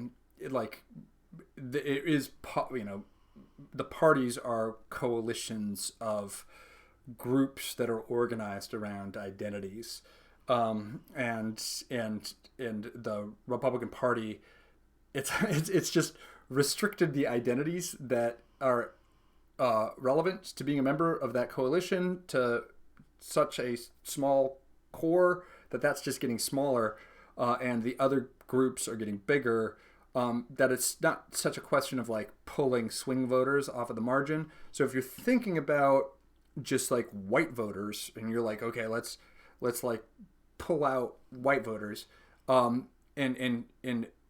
Democrats are thinking about like we need to get back some of our white working class share or non-college white share that we lost. Like I think what you're saying is absolutely correct. That there are a number of things you can do where you can dig in 1 or 2% pretty easily, but each additional percent I think is just going to be harder, for sure, because then you're trying to dig further into the dispositions that make people socially conservative, and they're going to be more and more averse to switching. So I think there's limited gains to be had just by targeting working class white voters who have been lost to the Republicans. John Schmidt, people who say the United States will become a majority country ignore the fact that most Hispanics are white. Marco Rubio and Ted Cruz are obviously white. It's a good point. What counts as white is definitely not stable over time. We see that specific thing in particular in demographic data, that there are disappearing Hispanics. So there are a fairly decent number of people of Hispanic cultural origin that their children or grandchildren just stop identifying with their group and just identify as white. So because these aren't real categories. Like white isn't actually a thing. It's a cultural construct, and it gets bigger, gets smaller. But just holding constant the demographic categories that the United States of America Census Bureau thinks is important to track. If we just hold those definitions constant and extrapolate, that'll happen 2040. Like, it would be great. I mean, like, I don't care about how we like carve up the race is not a real thing. I don't care how we carve people up. It would be we need to recognize some distinctions because they have been recognized in the past, or else we'll be blind to histories of oppression and injustice. So it's important to maintain a sort of black not black distinction, but that wears away over time too. If we get big waves of African immigration, and it confuses people's ability to tell the difference between somebody who's an American descendant of slaves and somebody who's a third generation Nigerian immigrant, because they seem just the same. Like that, our categories will evolve, and over time it'd be good if we cared less about a lot of these categories. Okay, Erdrich the Weeds had a great bit about that recently. Hispanics can pass as whites. Hispanics who can pass as white are redefining themselves as white if they lean R, and redefining themselves as Latino if they lean L. That's quite, I hadn't really thought about the curiously enough, the partisan aspect of that, but that makes a lot of sense. I lived in Texas for a couple years. Republicans have historically done pretty well with Hispanics in Texas, and I imagine that your third generation conservative Texan who is has a light complexion, doesn't identify very strongly with your great grandfather's Mexican heritage. You're just like, I'm just like a white guy. My last name is Sanchez. Cool.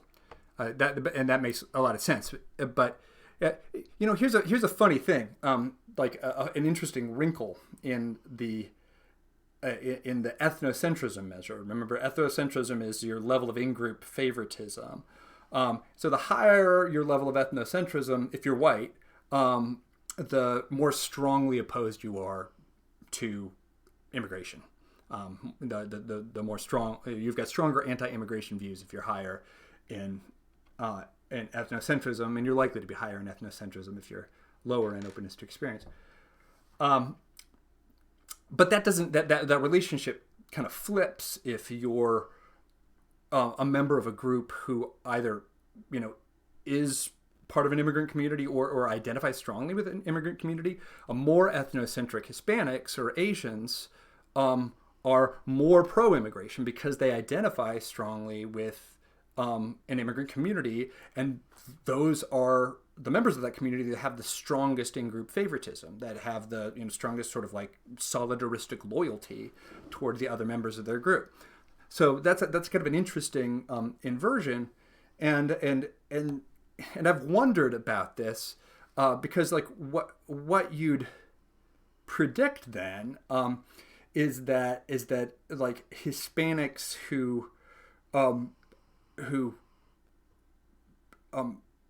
become interested in just describing themselves as white are likely to be less ethnocentric Hispanics because they just like don't identify as strongly with their ethnic group. And I've wondered the same thing about Black Republicans, like whether in fact the non-white, this is one of the reasons why it might be hard. Like you get this double mismatch, right? Like that African Americans, Hispanics, Asians who are just like, especially at this point in history, who are just like really like, hey man, like I'll try it out. I'll try anything. Like maybe I'm a Republican, yeah, it could be fun. Yeah, I love the flag, whatever. Like you could be getting like a certain level of like high openness, not non-white person who's just sort of like opts into conservative culture, but then that doesn't make them that good of a fit. So if they're low openness and otherwise similar to white conservatives, they're like less likely to want to be a member of that group. And if they're higher openness and less like them in that sense, then they're at least going to be open to it. I think there's something interesting there. I haven't figured out how to think about it. All right, our time is almost up. So, like I expected, I talked around a lot of this, but I just kind of wanted to get some of these ideas out there. So the basic idea is that you get a bunch of urbanization sorts less open, more ethnocentric people. It filters those people, filters the population of people who are higher in openness, lower in ethnocentrism. They move to cities. Everybody who's left is a more socially conservative white person. Those people are more ethnocentric. It's easier to elicit their sort of nativist impulses. And at the very same time that all this sorting is happening, the shift toward the information economy is amping up the magnet of urbanization. It's drawing people in even more heavily. The rest of the country is falling behind. So here is a graphic from a piece I had in the New York Times a month or so ago. This is a glorious triumph for me to convince them to specifically make this graph, which shows you the relationship between population density and the Brookings, the Hamilton Project's economic vitality index. Their economic vitality index looks at counties and calculates their overall economic vitality through using a weighted set of measures, like population to employment ratios, unemployment, income growth, a bunch of stuff, right? They get it all in there to give an overall picture of the economic vitality of a county. You run that against the density of these counties, and you can see that there's a really clear relationship. If you draw the trend line, it goes kind of bottoms out around here, kind of, I don't know, maybe this is a log scale, because the most dense places are, that's 100,000 people per square mile versus like 0.1. And the trend bottoms out here maybe around 50, 60 people per square mile. This is -1 vitality. It bottoms out like right here. And then it just slowly goes up, goes above water, right at the density divide, right at where the densities start shifting from Republican to Democratic majority. Interestingly enough. And so there's a bunch of, clearly what the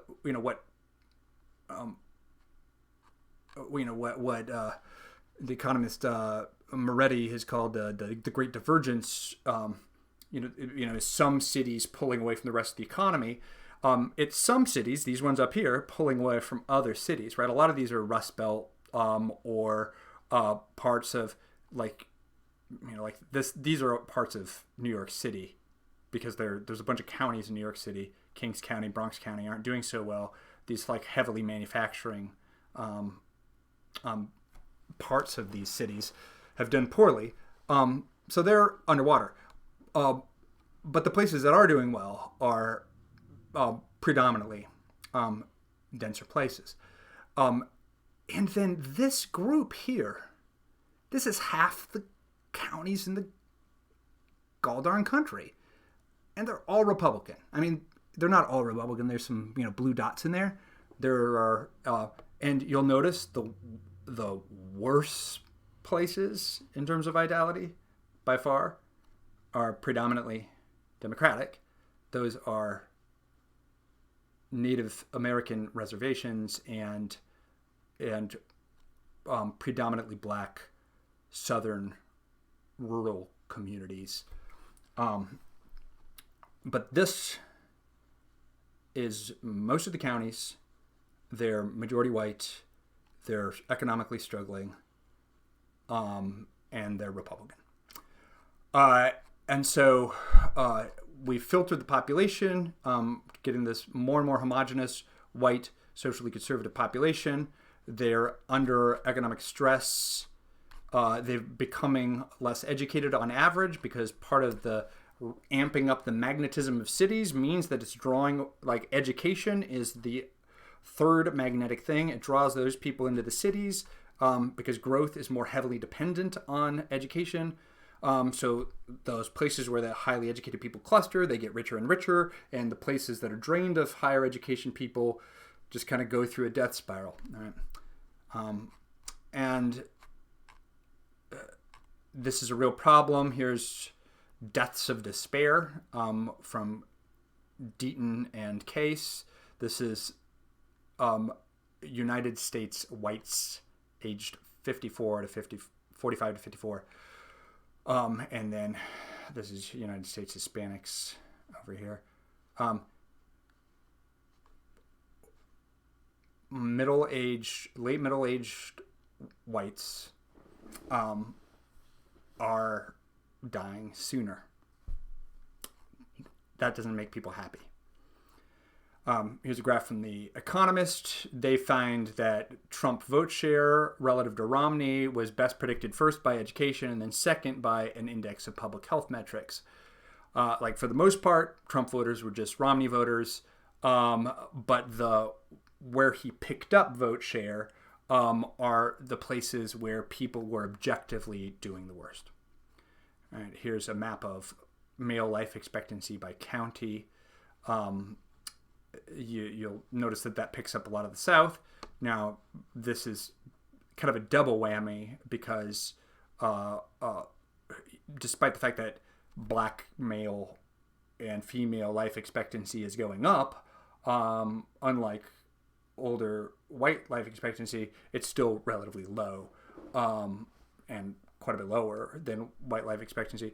So this part of the country has, lower non-white life expectancy and also declining white life expectancy. And this is some pretty core Trump country. All right, and the last part of the paper I talk about education. Turns out that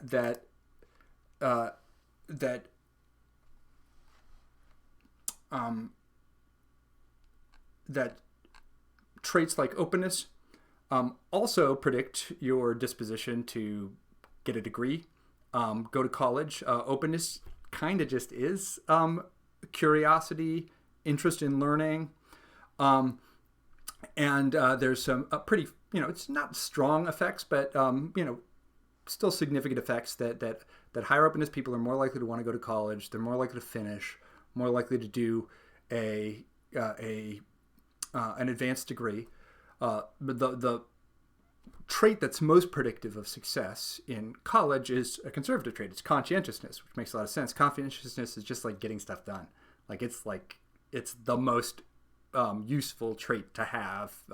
Higher conscientious people make more money, more likely to get a promotion, because everybody wants to hire people who have their shit together.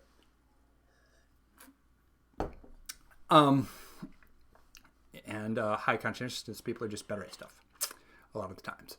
But it doesn't, conscientiousness makes you good at school. It's like why you get your homework done. It's why you get everything done in time. It's like why you meet all your requirements, but it doesn't make you want to do it.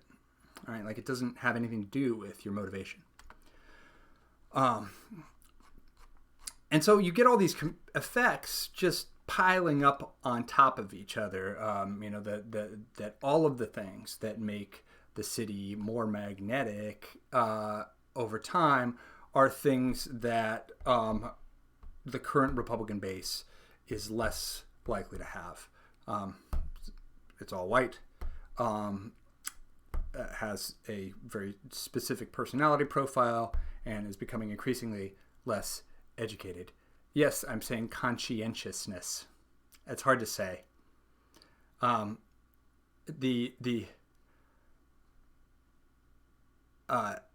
also... yeah, okay. So then the last bit, and then I'll wrap it up, is just we've gotten this, this sorting of the population. The conservative population is, in relative terms, suffering from a high level of economic distress. Maybe not at the individual level. There's a lot of rich Republicans who have car dealerships, but still, it turns you get kind of, worried about your future if the town that you're in is dying, right? Your son's not gonna make a mint off the Ford dealership if your town depopulates because there's no reason for any businesses to be there, right? So even for wealthier people in a lot of this lower density, heavily Republican regions of the country, I think that these economic pressures weigh on them and exacerbate these other, evoke and incite, make them sensitive to the kind of populist rhetoric that Trump came at them with. A last really depressing thing is that, so we got this divergence, we've split up the population, not white people, all the liberal white people, you're in the city, all the rest of the white people who aren't liberal, you're not in the city. Now the economy's shitty for you, you're mad about it. It's easy for Trump to come in and blame Mexican rapists and urban elites, for your worries. That's bad enough, right? Well, on top of this kind of selection effect and the way that it naturally polarizes populations, another literature that I've been into for a long time is this literature by Ronald Engelhardt that's related to the World Value Survey about post-materialism or post-modernization. And the basic idea in this literature is that the richer you get, the further away you get from pure material necessity, the more interested you become in individual self-realization. So when people are in conditions of necessity, they're competitive, they have a zero-sum mindset, I gotta get mine. You take the job that you can get, you just gotta get ahead, you gotta work hard. But when you live a relative life of ease, like I did as a kid, relative to my dad, who grew up in the Saskatchewan prairie. It's like you just spend a lot of time thinking about what am I gonna what do I want to be when I grow up? I wanted to be an artist. I wanted to be I wanted to be like in movies. None of it's practical, right? But you don't have to be practical. You can think about what expresses your gem-like flame, your essential quiddity, right? Like that's not something that less wealthy people like that. That's not a luxury that they have, right? So the wealthier you get, the more your values tend towards self-realization values, and that is just generally culturally liberalizing, right?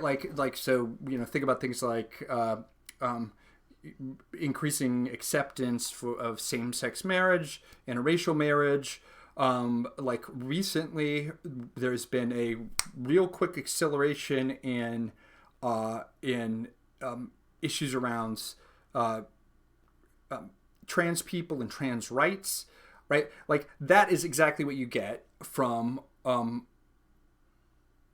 increasing self-expression values from an ethos of increasing prosperity. But if prosperity is becoming concentrated on a smaller and smaller number or area, geographic areas in the country, on a smaller number of cities and urban areas, and that's where all the growth is happening. And the rest of the country, it's not happening at all. The rest of the country's not getting any of the sort of culturally liberalizing effect of economic growth, right? So that exacerbates all of these tendencies. The most liberal people are already in the cities. Those are the places that are growing the most. Those are the people who all of a sudden it makes sense to be like, well, you have to use the correct pronoun or I will knife you, right? Like it makes sense. Like they care. Like people have a right to be who they are, and screw you if you're not. Like I feel this way. This is the kind of person I am. But I realize that it's the kind of person, right? And the wealthier cultures get, they just keep ascending the scale. Nobody knows where it ends, right? Like if I identify as a dog, maybe you just have to think of me as a dog. I don't know. I like it, but I might need to express myself that way. But if your culture, that sort of liberal urban culture, is just shifting up that self-expression value scale, and the rest of the economy is actually doing a lot of it's not growing. It's like it's stagnating. It's actually declining, right? So you get reversion towards those more zero-sum, us or them survival values from the people, among the people who already have the most zero-sum us or them frame of mind in the first place, right? So that seems bad. And of course, because all the high openness urban people completely dominate media and culture, this is a selection effect too, I'm convinced. I don't think it's like anybody who's really discriminating against anybody. It's just the people who want to do it are high openness people, right?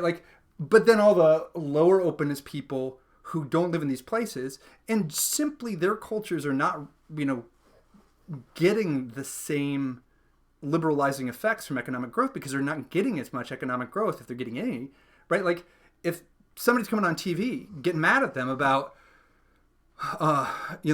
refusing to recognize somebody's inherent right to be called by the name that they've chosen rather than their dead name, or be called by the pronoun that they choose, right? Like that is essential for their dignity. They're just going to be like, what the living, right? Like it won't make sense because those cultures are just growing further and further apart, right? And there's no, and without sharing some of the, shining the liberalizing sunshine of growth on the rest of the country, that's just going to get worse.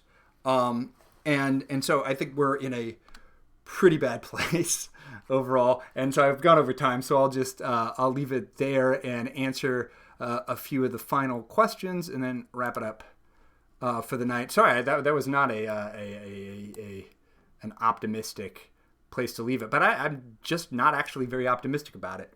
We'll have to do another one of these when we can talk about all the things that can be done. So UBI would help people with self-realization. Pete the Pontiff says, yeah, that's the sort of thing that would just really help. And one of the things that we're in favor of in Niskanen is, UBI doesn't seem to be on the table, but just direct cash programs for less wealthy people. And so we're, a big refundable child tax credit, which gives, it's basically UBI for kids. It gives every family with kids a certain amount of money for each of their kids. Just like taking the edge off of just basic anxiety about material security. There's every reason to believe that opens people's minds up a little bit, makes them less stressed and less competitive and zero sum about everything else. The best thing to do is if everything's just growing and everybody's benefiting from it. Because when the pie is getting bigger and everybody's getting a bigger piece, like, you don't feel like you're competing. It feels like it really feels like winning doesn't necessarily imply anybody losing. But if it feels like the pie is shrinking, then somebody else getting a big pie, getting a bigger piece, means that you got a smaller piece, and you're going to be pissed about it. And so just spreading some of it around, I really do think would help. Erdrich says to Peter the Pontiff, I'd be worried it would do the opposite, give people more time to build a perfect ideological bubble around themselves. That I don't think that's going to happen, personally. People want to work, people want jobs. It's a problem in places in the country where they're just not good jobs available. So some people will sit on their ass and play Xbox. But most people, especially the people who would benefit most from having a guaranteed minimum income, are not going to be. They're not ideological at all, really.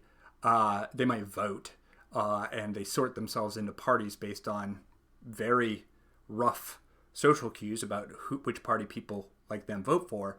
But they're not going to build an ideological bubble around themselves. They're just going to vote or not. If they're working class white people who live in the country, they're going to vote Republican, period. And they're just going to, if they're, most people are just going to use that to buy a car to get to a job that they otherwise couldn't take, pay for childcare so that you can work more so that you have money to bring home to your kid. It's that kind of stuff that is going to be the priority for most everybody. Pete Pontiff, I could see that. Yeah. Erdrich says, thanks for doing this, Will. Loved it and the paper. Thanks so much. Thanks for tuning in. I really appreciate anybody who stuck around this long. And I really do hope that you'll read the paper because it is, unlike the way that I talk when I don't have a planned talk, which is always circular and circuitous, the paper moves in. It is complicated, but it moves in a fairly straight line in terms of the development of the argument. And I think it is pretty powerful and persuasive. As I said earlier, I'm laying out a big picture hypothesis. It's not a conclusion that can slam down and say I have the evidence that this is true. But I think there's a lot of reason to think that it may be true. And if it is true, it's big trouble, and we need to take it seriously and find out more about it.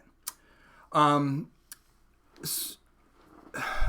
Mr. Woozy. So I guess where do we go from here? What are some policy prescriptions that could help solve this? You know what? I'll just do a whole nother chat on this in the future, because that is actually a pretty complicated question. The only thing that I mentioned in the paper is electoral reform.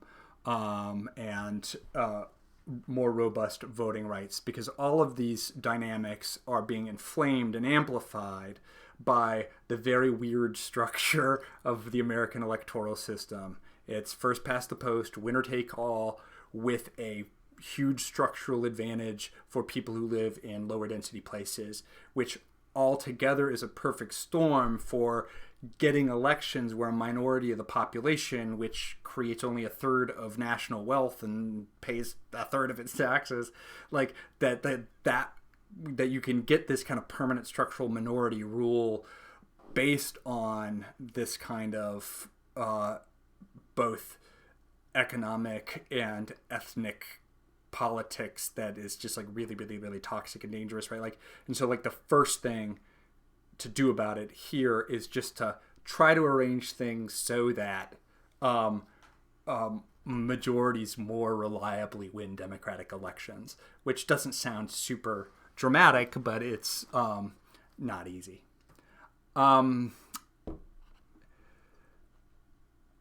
Pete, thanks for this. Compelling and intelligent. Thank you very much. Most Hispanics identify white, blah, blah, blah. No reason why identity of Hispanics will not go the same route as the Italians. I agree. My wife is half Italian. Nobody thinks she's not white, but it was not common to think of Italians as fully white until after the Second World War. Anti-robust. How do you think climate change adaptation fits with your theory? Are you familiar with Matthew Kahn's Climatopolis idea? I am not familiar with Matthew Kahn's Climatopolis idea. I take it has something to do with cities being good for the climate, which they are. But I don't have any clear thoughts about that in particular. Cities are better. So if we're going to adapt to climate change, we're not going to be able to do much about it. Cities need to grow bigger because density uses energy more efficiently. But I'm so worried about the immediate politics of the density divide that I haven't thought a lot about how it is, how it intersects with something as big as climate change. Kyle Bogosian, have you thought about how the military could weather this demographic transition? Its source demographics are getting thinner and less educated, and city liberals don't approve of it. Well, I don't want to overestimate how the military is one of the most diverse institutions and inclusive institutions in the U.S. So while less educated whites from economically distressed areas are most likely, of any group to go into the military. Part of the reason is that that's, a huge segment of the population. There's, very large African American participation in the military, very large Hispanic participation. And that has been one of the great engines for sort of assimilation and integration in U.S. society. It's not my favorite that's such an engine for integration, but it is. But yeah, you aren't seeing so much like there's something novel about like Pete Buttigieg, Harvard dudes who just sign up to be patriots, but he was probably already thinking he's like, this will work. This will look good if I run for president in 7 years.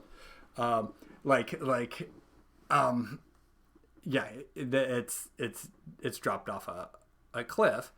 And you know why, man? Especially the higher education you are, the more like people are obsessive about pumping their kids full of human capital, and you don't spend every day your goddamn life for 18 years maximizing your kid's potential just to be like, hey, go ahead, throw away all those freaking piano lessons getting blown up by an IED. Like it's just not. It's not something that that wealthier people are super into, given the intense investment people make in children these days. So it's something that it's one of those things. Like if you think realistically about it, the best source for stocking our military is through immigration. My father became a U.S. citizen by joining the U.S. Army, and he was able to naturalize by the end of his service. And we ought to be doing more of that. There are a huge number of really bright, well-educated people all around the world who would be delighted to join the U.S. military to get a ticket to citizenship. But we are doing the opposite. Like, they're making it harder for non-Americans, non-citizens to join the Army. They're taking away these incentives to bring people who speak other languages that might be like strategically necessary. Like, that whatever it is the Trump administration is doing is the completely wrong thing to do, which is not surprising. That seems to be a theme of the Trump administration. All right, we've run out of time. Thanks so much for joining me in this chat, and I hope you enjoyed it. And we'll do it again soon. Maybe we'll do it next week and talk about what we can do about some of these problems. And I can get into the details of some of the regional divergence and some of the ins and outs of that in a way that is relevant to questions about what to do about it. All right. Thanks, everybody. Have a good night, and thanks for joining me. Take care.